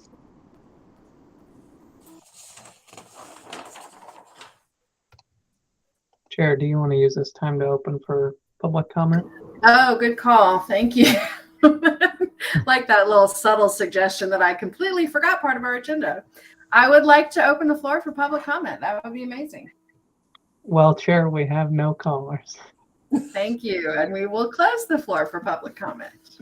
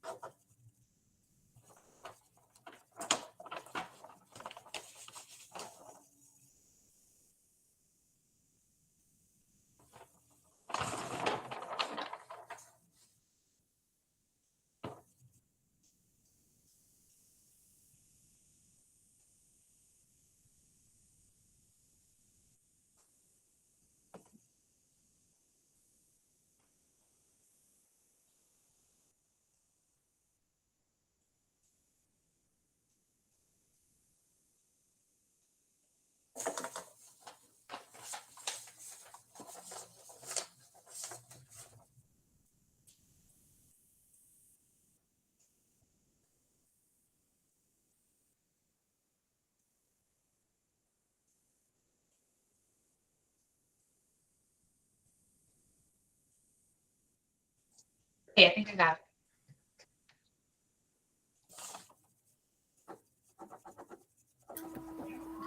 You Alex, ready, Alex? yeah, I can make the motion. Okay. Madam Chair, based upon the evidence presented to this commission, including Exhibit A, application and project description, 4 pages, Exhibit B, plans, elevation drawings and photos, 10 pages, Exhibit C, window brochure, 48 pages, Exhibit D, 1925 Sanborn Fire Insurance Map, Exhibit E, additional photos of subject property, 4 pages, taken by staff February 1st, 2022. Is there an Exhibit F? And the commission's actual inspection and review of subject property by all members except. I move that this commission approve the certificate of appropriateness based on the following. 1, that the application is to modify 1 window opening, construct 1 new opening, and install 2 wood SDL 6/1 and 4/1 double hung windows on south elevation. Modify 2 window openings and install 5 new wood SDL 6/1 double hung windows on north elevation. Modify 4 window and 2 door openings and install 4 wood SDL 6/1 windows and 2 multi-light wood doors on rear elevation. Remove existing ramp and handrail and construct steps. Remove existing roof coverings from rear elevation and construct a new shallow shed roof along entire rear elevation with asphalt shingles matching existing. Replace as many existing vinyl windows with new wood windows matching existing original windows. Any new trim and siding will match existing. All work will be in accordance with attached drawings and plans. All permits, variances, or approvals as required by law must be obtained before work may commence. 2, that the standards for windows and doors found on pages 84 to 85, decks on pages 38 to 39, and porches, entrances, and balconies on pages 72 to 73 of the Montford Historic District Design Review Standards adopted on April 14th, 2010, and amended December 9th, 2019, were used to evaluate this request. 3, this application does meet the design standards for the following reasons. A, windows and doors being replaced are not original or historic. New window and door units will be wood. B, window and door openings being modified are on rear or non-character defining facade of the building. C, new roof covering and deck stairs and handrails will be compatible with the historic character of the building. 4, that the action and improvements proposed in the application before us for a certificate of appropriateness are congruous with the special historic character of the Montford Historic District. Second, Lazarus. Okay, we'll vote by roll call. Vice Chair Spring? Aye. Commissioner Lazarus? Aye. Commissioner Hornaday? Aye. Commissioner Gross? Aye. Commissioner Vaughn? That was an aye. Okay. Myself, aye as well. That motion carries. Based upon the foregoing findings and for the reasons set forth therein, I move that a certificate of appropriateness be issued with the following conditions.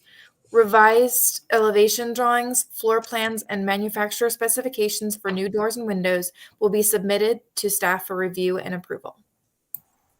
Second, Lazarus. Okay. Vote by roll call again. Vice Chair Spring? Aye. Commissioner Lazarus? Aye. Commissioner Hornaday? Aye. Commissioner Gross? Aye. Commissioner Vaughn? Aye. Myself, aye as well. That also carries. Great, thank you, Trey and Jennifer. I will follow up with you Thank guys you. here in the next few days or so. Thank Great. you all very much for your help. Thank It's you been so a much. pleasure discussing the project with you tonight. Thank you. Thank you. Have a great day. You too. That was our last application. Alex, do you mind if we take maybe a quick 5 minutes It's totally fine. before we come back for the last 2 agenda items? Yeah, Good job hopefully. clearing the docket. Are there- There's only 2. There are no more hearings. Correct. Right. If you need to get going, Emily, that's totally fine. Okay, thank you. I need to bolt.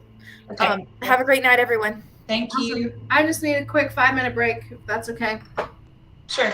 All right, I'll be back in a sec. Okay.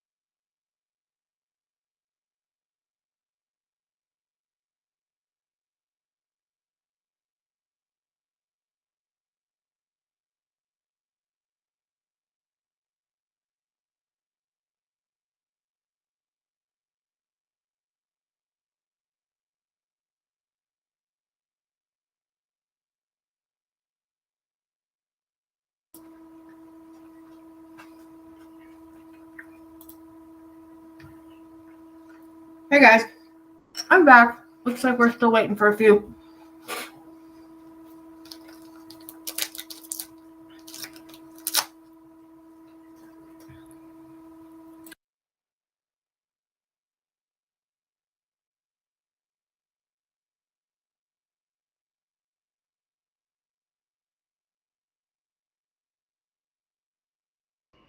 You don't have the view you used to have. I do not. I do not have the same view. I started my new job on Monday. How do you like it? So far, it's good. I have a lot less work to do at right this very second than I have been accustomed to. So it's a little bit, of adjustment. Emily, does that mean that you don't have the same email address? That is correct. I did, James, get your email forwarded to me. Okay. And I have forgotten to respond to you, but it's in my my old employer is forwarding things to me that are important. So that one did come through, and I can follow up with you. I just have been in computer transition land for 2 weeks. No, I get that. I understand. I just wanted to make sure in case you hadn't, then I could get the right email, blah, blah, blah. Thank you for considering. But yes, I now have a new email. I have a personal email, but everybody's been using my work email, which is now different. Got it. Great. Thank you. I didn't have any email last week, so it was like a phantom limb. I kept checking email that wasn't there, which was sort of weird. But anyway, all right, Alex, who are we missing here that we need? Anybody? I guess Shannon. Maybe we have her on, and Janice. You were here a second. Alex. Yep, I'm here. Thank you. Yeah, sorry, everybody's Yeah. here, so. Okay. All right, so just wanted to maybe spend maybe 10 minutes on follow up on the Buncombe County Comprehensive Plan presentation. I definitely had a couple of conversations coming out of that meeting that I think there was maybe the feeling left out there that it wasn't really a great kind of platform to give adequate feedback or more detailed feedback to on their plan. And so what I thought I'd do is just kind of give you guys some contextual information just in terms of like, I know that when we have our new commissioner trainings, I bombard you with so much information that maybe I can just recap a little bit about how the commission was formed and how our working relationship with the county has been since. So I'm just going to start us off there. And then, Will, I know you had sent me some follow-up questions. So we can just go through and just have general discussion. You guys can ask me anything or, let me know any comments that you've thought on that you might want me to forward on to the county, because I feel like I felt like it wasn't a very great kind of way to capture what you all might want to say, but also I recognize that you all probably don't have enough context around how we work with the county and their staff. So I'll just kind of go into that a little bit. So as you all might recall, the commission was formed in 1979, and it was formed as a joint city-county commission, and there are ordinances from both entities creating the commission. It's not uncommon for there to be joint bodies. There are plenty of other municipalities in North Carolina that work with their county agencies to manage a preservation commission. The county has not always fully funded our program, or how our administration is housed solely within the city of Asheville, obviously. I'm the primary person dedicated to managing the program, with Avery obviously doing some of coming on back about 6 months or so ago to help support. And so our operational budget really comes from the city. And maybe 10 or so years ago or so, I could go back and look at our notes, but I think that the county was maybe allocating around like 10,000 to 15,000, maybe 15, 20 years ago. And then they implemented this new strategic partnership grant thing where that was mostly available to folks like LEAF or other nonprofits where you could go and apply.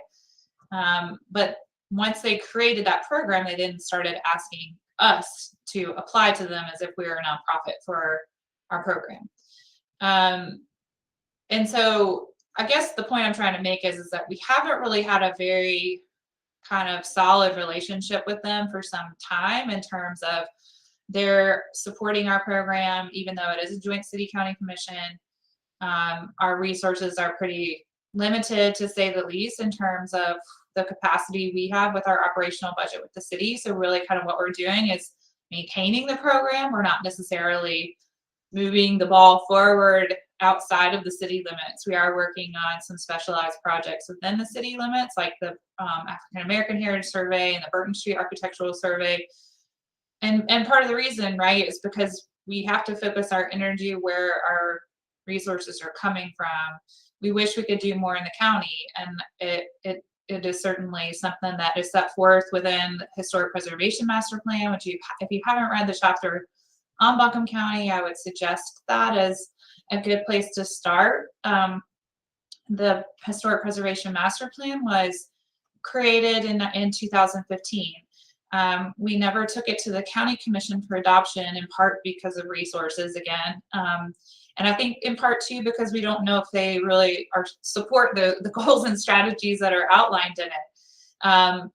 And it's an interesting chapter, though. The consultants tied preservation in the county back to agricultural preservation, which is a goal for the county. They did adopt, I think, back in 2007, an agricultural preservation plan, if you will. It wasn't called a preservation plan, but something to that effect. And it's referenced in the Historic Preservation Master Plan. And so, kind of recognizing that most of Buncombe County was at that point in time rural landscape. Obviously, there's plenty of places where we've seen development occur, and now it's not as rural. But the county's big. There's a lot of places in the county that you might not think of, like Sandy Mush, Fairview, some places like that, where there are a fair amount of resources left, and the Preservation Master Plan identifies the architectural survey, updating the countywide survey as being a primary goal, in part because that survey it's older than me. I won't tell you how old I am, but 40 plus. And so without having an updated survey, all the buildings that, number one, have become historic since then, 50 years or older is the kind of metric that we look at. So anything built before 1972 is considered historic.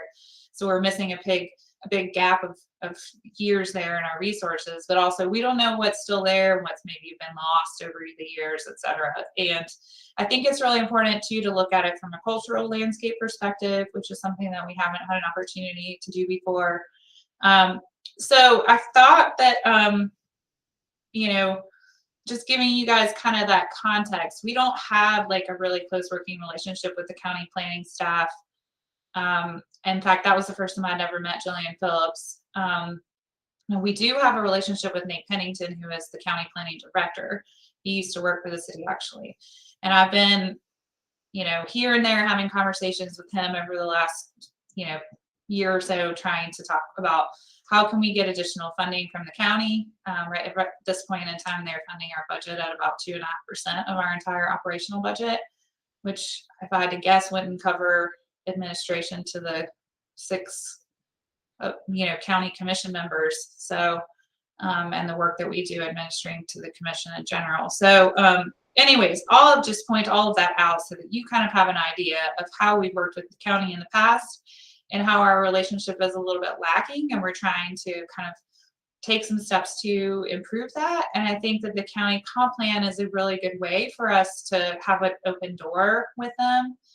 And so that's where we are now, and just kind of wanted to give you all an additional opportunity, knowing all of that information, to ask any additional questions or offer any thoughts that you might have.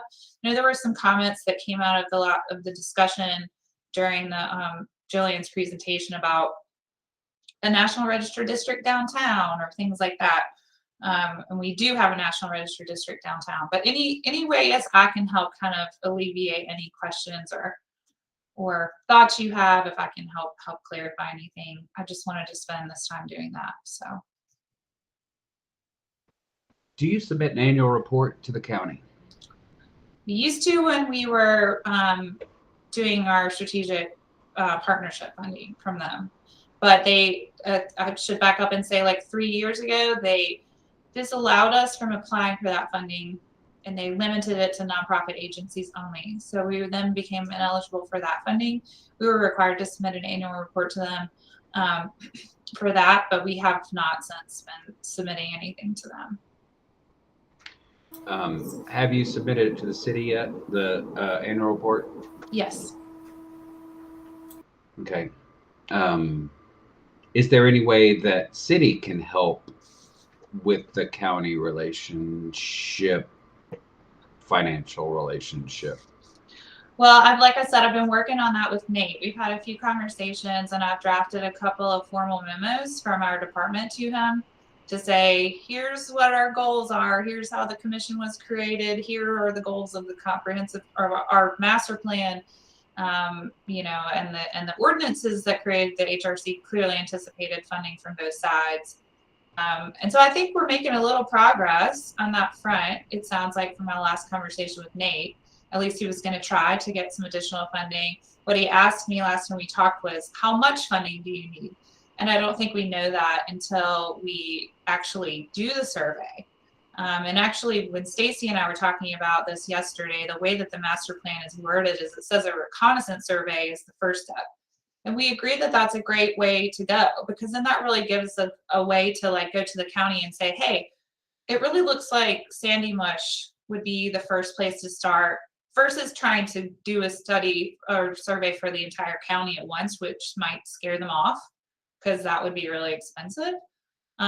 But having ways to communicate around like agricultural preservation and things of that nature, I think would bolster us if we're looking at different areas in the county. And I think having that reconnaissance survey then would help us identify how much funding we might need in terms of if we need additional staff report or staff resources, et cetera, moving forward. Like what if they supported, you know, a district in the county or, you know, something like that, then obviously that would warrant additional staff. I don't know if that answered your question.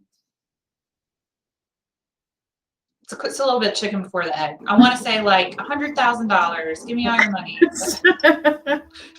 Well, and I feel like some of this is just we get caught in this circular problem, right? Where we don't have any funding, so we can't really do any reconnaissance and help justify and support and reinforce goals that folks in the county have talked about with regards to our agricultural preservation or you know, recognizing communities that have historically been underserved or whatever that exist out in the county, right? There's this desire to do that, and we're doing a lot of that inside of the city limits, but without any additional funding, right?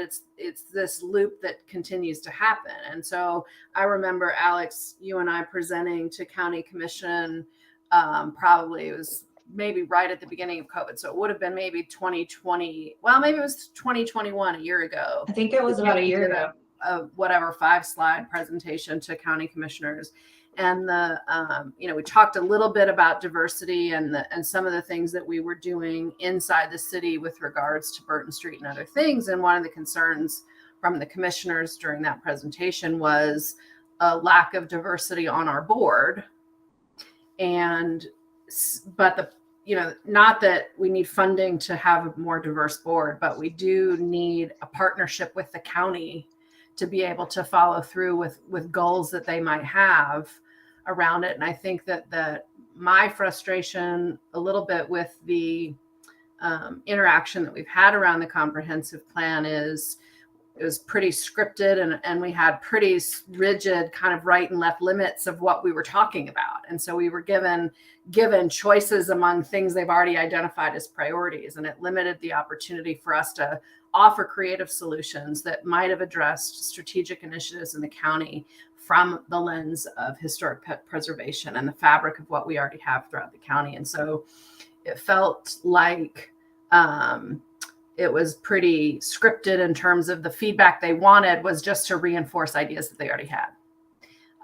And that's, you know, feels like pretty likely outcome would be that a comprehensive plan from the county makes little or no reference to historic fabric that already exists within the county, and a goal or desire to be sensitive to that, or to preserve it, or to protect it, or to or anything. I think it's going to be largely overlooked. Let me ask you this. Apparently there was at some point an application process to be on the steering committee for the comp plan. I'm not sure when that happened. That was not on my radar.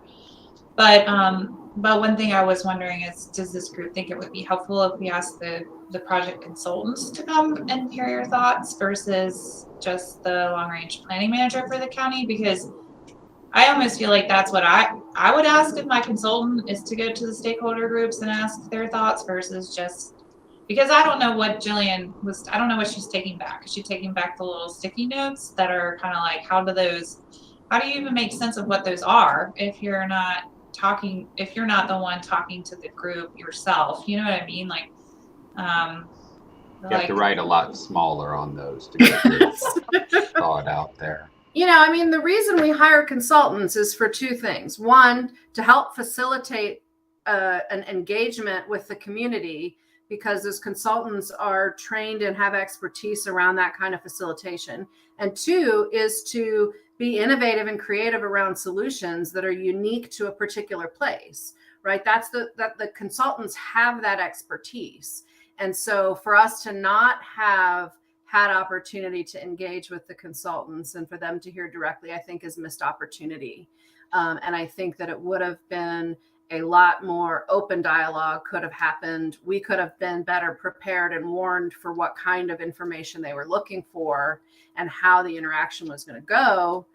And the opportunity for innovation around how all of these different stakeholder groups overlap in their goals and priorities into a comprehensive plan that can really uniquely reflect the needs of Buncombe County. I think, you know, it feels like if other boards and commissions in the county have been having the similar kind of engagement that we've had, they're going to miss a whole bunch of information from a whole body of people that really are participating in county government and participating in what's happening in our community in an informed kind of way.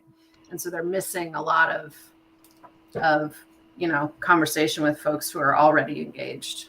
For sure. And I think, you know, one of the things that gives me the most pause is that when we updated the city's comprehensive plan, obviously we have historic preservation embedded in our planning department. It's not embedded in theirs. And right. I've tried to get my foot in the door. I offered to meet with Jillian before and after the presentation to you all to just help inform her about our program and what the roles and responsibilities of the commission are, because your decision making can affect the county's decision making. And so I feel like you're a unique stakeholder in that way. But Nate's been receptive to talking with me, but not Jillian. So I'll try to continue down that path. But what I thought I might do, if you all want me to, is just reach out to Nate and see if there's opportunity to have some time with their consultant group to kind of convey any of your thoughts around, you know, their planning process. How are they fitting all these pieces together? Is preservation going to be just something that they skip over, or is it going to be a box? Like, how are they identifying these priorities on the front end without really going through the engagement process first? Because as you said, Emily, it sort of was like very formulaic the way that they kind of kept you within the bumpers to. Hey, Alex. Sorry, I lost my headphone. To give the kind of response they wanted to generate. But I will say that Nate did assure me that he had his intention is to include updating the countywide survey in the comprehensive plan as a goal. How that will be framed, I don't know. So my work now is to kind of keep trying to get my foot further in the door and see how I can work with them on that, because I feel like it's pretty darn important, and this opportunity isn't going to come along anytime soon. So, Are we meeting in person now? Going forward? no, not that we haven't been given that word yet. I know council's meeting in person next week or at the end of the month, but I think that'll be they'll give us at least a monthly time probably. Okay. And I was thinking if we had our, like, the groups of three, like the executive committee that kind of meets, if we could kind of talk and then maybe in 2 more meetings, and then bring all that together as sort of directional, smaller group talks with you, facilitating the sort of the need. So that is that. I'm kind of confused if we're going back to the county or if you're just going back to the county and saying We don't they're have not coming any, back to talk to us. No, we don't have Okay. any. There's not going to be another presentation to my knowledge. That's what I was asking you all. Do you want me to try to push to have the consultants meet with the HRC? I say yes. I don't know whether it will happen because then I don't know if they then will feel like that's treating other stakeholder groups unfairly. But I want to take all of your feedback out of this and then go to them and say, here's what the concerns are from the Historic Resource Commission. Are we the only commission that met with them that's a city in the city? No, there's African American. Since we're city and county? African American Heritage Commission is joint city county. Electric engineers? Yeah, They're joint city county. I can't think of any others. Janice, can you think of any others that are? We have like a million boards and commissions. I can't think of any that are specifically joint. I mean, we have county representation on some of our, like on Board of Adjustment and Planning and Zoning Commission, we have county representation, but it's not a specifically joint board. Did they go to Planning and Zoning? No. Right, Shannon? No, I would have remembered. That was hard to sit through. Yeah. Unrelated, but indicative, our relationship with Pennington.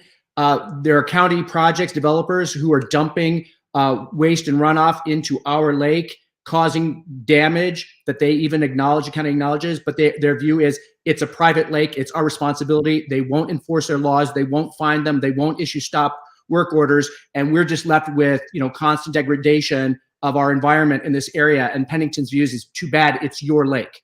So for whatever that's worth, for how this may play over into how he's going to treat us on similar types of things, I just share that for what that's worth, but we do not have a good feels about Nate Pennington in the Kenilworth neighborhood. Thanks for sharing. I think, obviously we wish we had a more closer working relationship with them. And I'm not just speaking for myself, I'm speaking for our department, because we don't really get to partner with them as much as we think would be beneficial to all involved. So I'm trying to remain optimistic about this and maybe making some more progress and kind of getting some more kind of forums for you all, for your thoughts to be heard. So should we reach out to commissioners and have a specific ask of maybe a longer term discussion of county preservation things instead of a one-day blast of it, just sort of an ongoing conversation? Is that something to help asking commissioners from us? Asking county commissioners. Oh, asking county commissioners, sure. If you all have relationships with county commissioners or you feel comfortable trying to build them, great. I can't go to the county commissioners and no, it would be poke them. We've had, in the past, we've had some interesting comments back when David Gant was the chair. He said we should just go try to put up a monument or something, was one of his suggestions. I think people view us as like the Preservation Society, like a nonprofit, when obviously we're not. So if any of you have relationships with those folks and want to try to communicate with them, great. I feel like somebody at some point had a relationship with Brownie Newman, but I can't remember if that person that's current on this commission or not. I can't remember who it was. Bill. Oh, it was Bill, right? And also Julian Lennon. He is everywhere. He knows everybody. Yoko's, John Lennon.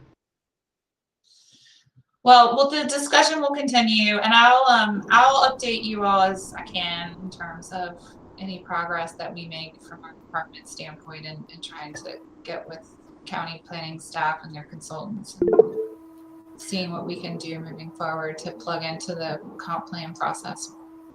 I think there's kind of two things, and I'm interested to kind of figure out in terms of what our next steps are and how we frame the conversation with people like Nate. You know, one of the things is that we felt like in the engagement that we've had with, there wasn't adequate opportunity for our presenter to fully understand what our role was and how we might be able to influence feedback that's provided with regards to the comp plan. And that we weren't, as a body, able to collectively come together and say, this is the thing that we believe as a body that's working in this county, and the importance and the values that we have that influence the comp plan, right? We didn't get that. We got individual people with very little preparation. And so as a body, we never got the chance to say, HRC believes this and has these values that we think are important in consideration for the comp plan. That's one. And two, I think we don't have a relationship enough with the county to even feel like we can move forward and create value for the county in the first place, because we don't have any funding, we don't have any support. And so there's obviously things out there, just not even comp plan stuff, that we're not getting the opportunity to do to sort of reinforce the value that we have to be able to sort of deeper engage the comp plan at all. So there's really two things happening. We have a lousy relationship, and we're not given a chance to have really meaningful feedback towards a comp plan and an opportunity to change the relationship or to change the progress moving forward. And so I don't know what our best next steps are, Alex. Is it to try to get Nate to come to our meeting, or to meet with executive committee, or for us to draft a memo of some sort that says, HRC commission believes this thing, and we would like some better communication around the subject in some manner? I think probably the best way for me to proceed is to what I was hoping Todd Okolachaney, the planning director, could be here today, but he had a conflict. So what I told him I would do is I would come back to him with the summary of the discussion today. And then I'll just talk with him and Shannon about next steps, because they're really my guides in this in terms of how we proceed. I had initially planned to go talk to Nate just after I talked to you, Emily, but I then rethought that and reached out to Todd, and we kind of thought this might be a better way to just get a better sense from, provide some additional context so you kind of know what our working relationship is. So, and then give us your feedback on, the engagement process, and then go to them with that and say, here's where we are. Are you guys going to meet us, or are you not? So that then we can try to figure out where to go from there. But I actually am, in some ways thankful that this has come about in this way, because Stacy has been working on she was trying to work on getting additional funding for many years. And then I came on board, and then I was kind of like alongside her trying to do the same. And she's retiring in 3 weeks, which is so sad. I don't know what I'm going to do without her. But anyways, over the years, she's passed the torch to me. And this is a torch that I've tried to start picking up on my own the past 2 or 3 years. And I really feel like this is an opportunity maybe to either we can get somewhere with it, or maybe it's just we got to make a different decision. So, because it really isn't fair that we're basically subsidizing part of their preservation program, that if they don't care about it, then what are we doing? So. I was just going to say real quickly, I worked with Stacy a while back trying to get this funding idea in front of the radar of city management, county management. And just trying to reiterate, just starting with the resolution that created the this city and county body, and even that resolution says there will be shared funding responsibility. I think maybe coming at it from the planning perspective or with the planning department over there might be a better way, especially if they are trying to get this into the comprehensive plan.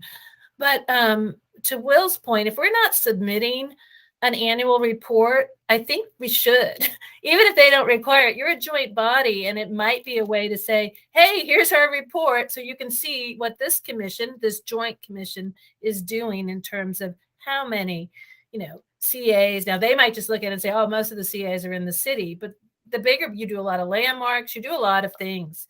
And so just always being there saying, this is a lot of work, and it is a joint committee. And who you get that information to, I don't know, but I would maybe just probably the county clerk. Just say whoever appoints the county appointees to say, here we're doing our annual report because we're a joint body, and hopefully it will start to go somewhere. Yeah, I mean, I hate to say this, but I'm sure they may not even read it, but they probably don't even know what a CA is. So might have to spell that out in the report, but it's easy enough for us to send them to one because we did before. We actually have to submit we had 3 annual reports, one to the city, one to county, and one to the state. So we usually just kind of tweak the information a little bit as we go. So yeah, I'll talk to them about when the right time of year would be, because I think they're on a different time schedule from what I recall in terms of when we submitted our report to them.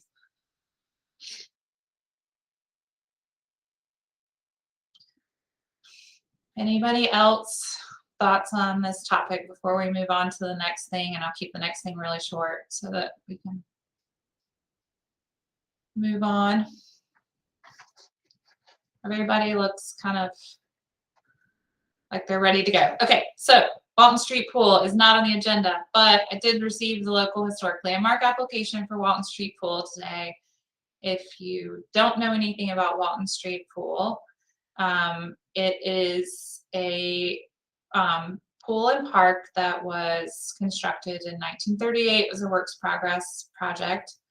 It was the first pool that was built as a public black pool. It was identified in the African American Heritage Resource Survey as potentially eligible for listing in the National Register.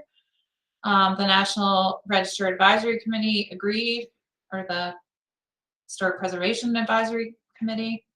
And so we got that information back maybe 3 years ago.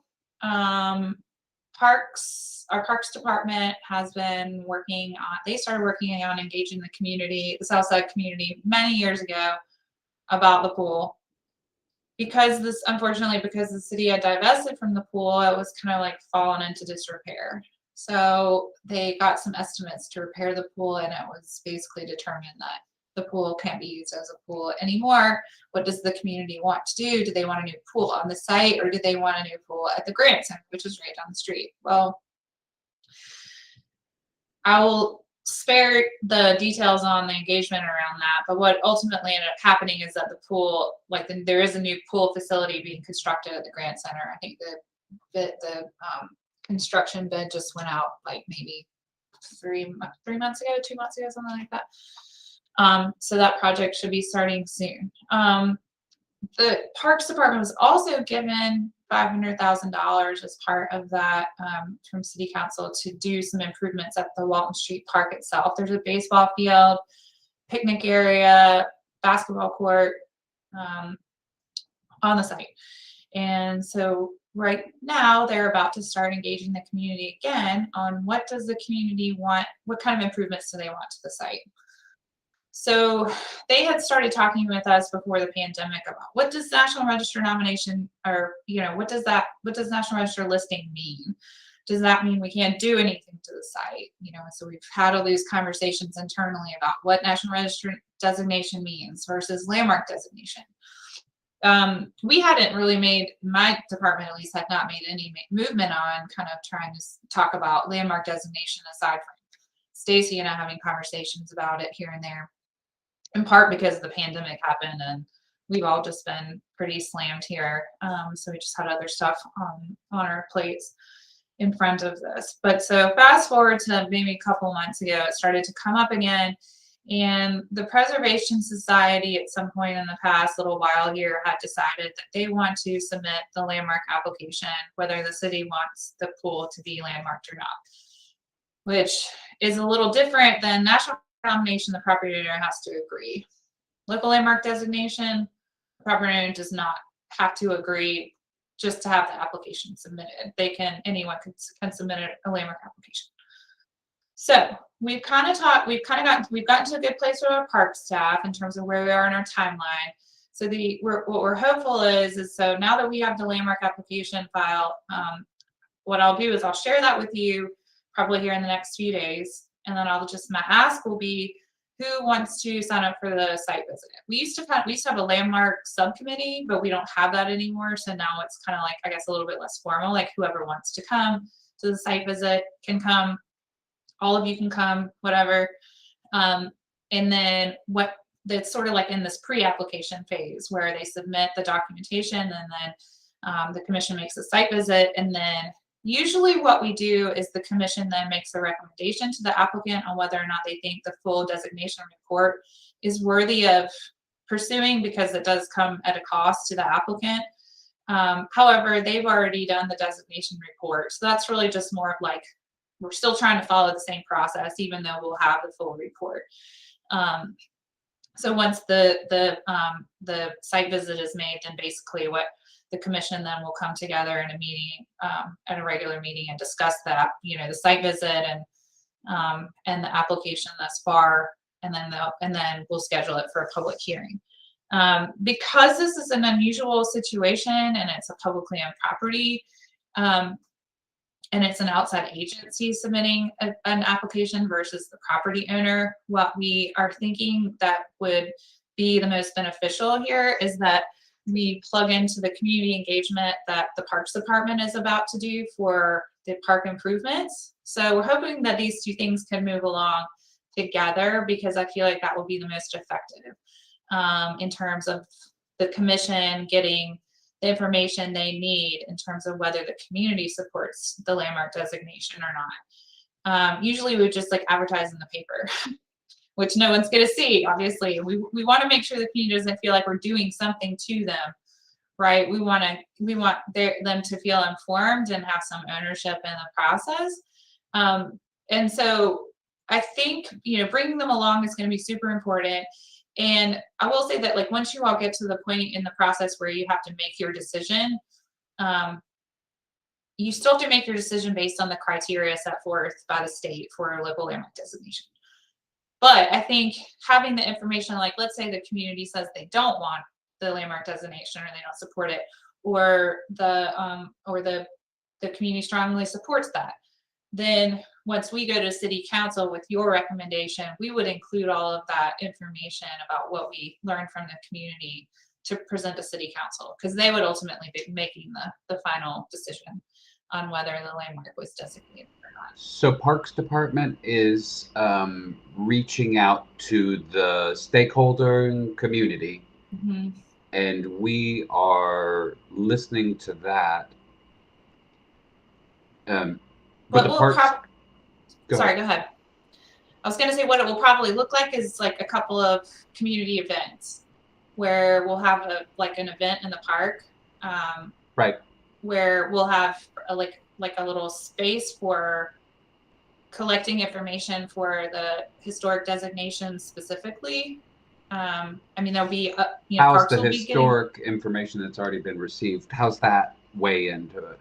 Is it starting over for from the community? I don't know I'm not sure I follow your question. I think they were talked to in 2018 and previous about. So is this in addition to that community outreach, or is this over it? And this is because the neighborhood was reached out before on kind of how they wanted to go on that, from what I understand. on Not what on they the wanted with the landmark. park. Oh, Not so on this is landmark specifically designation. about landmark, not usage of the park.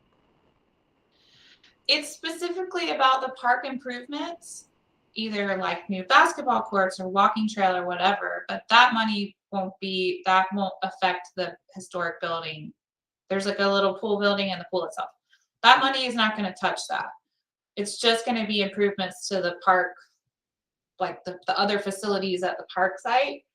But we're plugging into their engagement to ask them if they want us to landmark the pool and the pool house as part of this whole kind of engagement process. So because they're not disconnected, right? They're not exactly the same. Like, sorry, I feel like I'm kind of talked out today, and so I'm not articulating myself well. We're engaging them to ask them, do you think the city should landmark this property? And if they say no, then that's important for us to know, because I think city council needs to know that. And I think you guys need to know that. I don't think it will, like I said, you still have to base your decision on the criteria for landmark designation, but I think, you could potentially, if the community doesn't want the park to be landmarked, then you have that as part of your recommendation, like that we understand as a public body that this is not what the community wants. Is there a situation where this has happened before, where this is unique? Alex, in the way the process works, and because of who we are as a commission, our recommendation is based on meeting the requirements, right, for the application.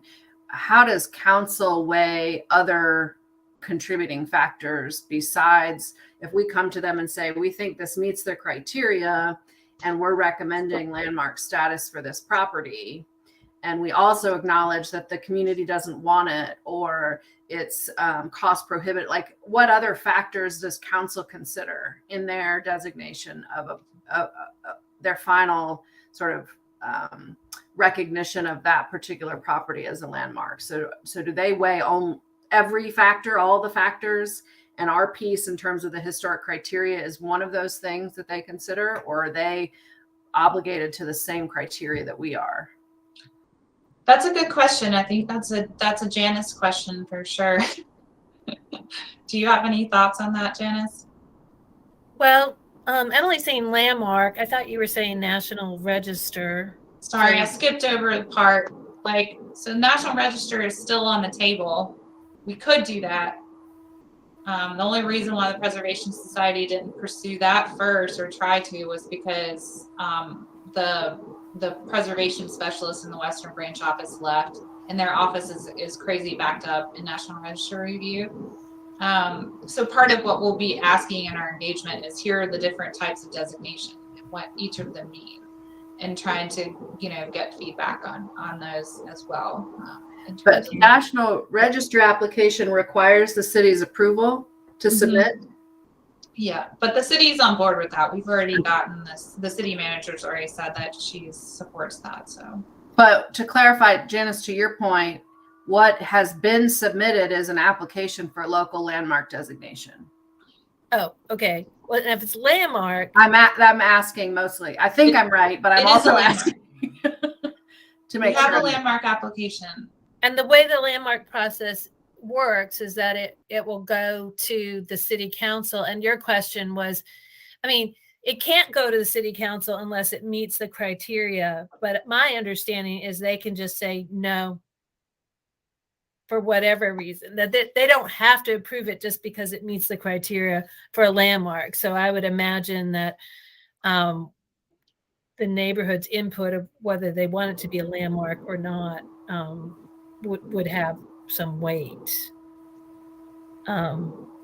But it's difficult. A lot of times you might see opposition to a landmark or National Register because people think their property values are going to go up and it's expensive and they're going to have to do things a certain way if it was the landmark. But this is different. It's city property, so it's not going to be changing the tax reasons. And I suppose people might still view it as attracting something to the neighborhood that could be gentrify it, but it's really an honor, actually, in this case. But I guess you would just see what the neighborhood has to say. Yeah, and I think there's a misperception that preservation means that you're doing something static, where it has to be always used as a pool, or that we're not going to do anything with it, which is definitely a fear of mine. We're not the most amazing stewards of historic properties, but I do think that, in my opinion, this is me being optimistic, and this is part of why I feel passionate about the work that we do, is that I feel like this is a really amazing opportunity for the city to do something really cool. Like in my mind, I'm like thinking, the pool house itself is really intact, and it's a very cool site. It could become a community gathering space in a totally different way, but just retaining those features. And like parks, they couldn't get their minds around, like, well, how do we keep the pool from a public safety standpoint? You can't tell me that a hole in the ground is historically important. I'm like, yes, it is historically important. Imagine if City Hall were gone and you just put up a marker. Like, it's not architectural, amazingness that makes something historically or culturally important. But that's honestly, that is a part of the hardest thing. That's been the hardest part of the conversation so far internally, to be honest, because it's like just trying to get people to understand that any type of historic designation doesn't mean you can't reimagine how that space is used. In fact, we celebrate that all the time. It's just more so for, maybe like a downtown building versus a pool and the pool building. So I see it as a really cool opportunity, and I'm excited to hear what the community has to say. I feel like it will be meaningful to get into the community, to like talk with them. So what I will do following this meeting is I'll send out obviously an email to the whole commission with the landmark report, and I'll just try to set up maybe like a doodle poll to see if we can figure out some dates to get onto the site. And then I'll probably ask, maybe that we form a more formalized subcommittee to move this along, so that whoever it is, like maybe at least a couple or three of you can come to our engagement sessions as you're able to hear the community, because I think that having FaceTime with the commission too will be meaningful to the community members, and just talking with you. So does that sound like an okay plan? Does anybody have, again, I feel a little bit talked out and like I was kind of jumping all around, so sorry if I wasn't super clear. But this is kind of an unusual situation. We don't usually have things happen this way, so it's just a little bit of an odd bird. That sounds good to me, Alex, what you're suggesting. Okay, and I'll also include, we also have like a what do you call it, a flow chart for the landmark review process. So I'll send that to you guys too, so that you kind of, since I know a lot of folks haven't been through the landmark review process before, I'll send that to you. So all the steps. Sounds good. All right, y'all. Thank you. Time to go. We'll see y'all next month, if not before. Bye.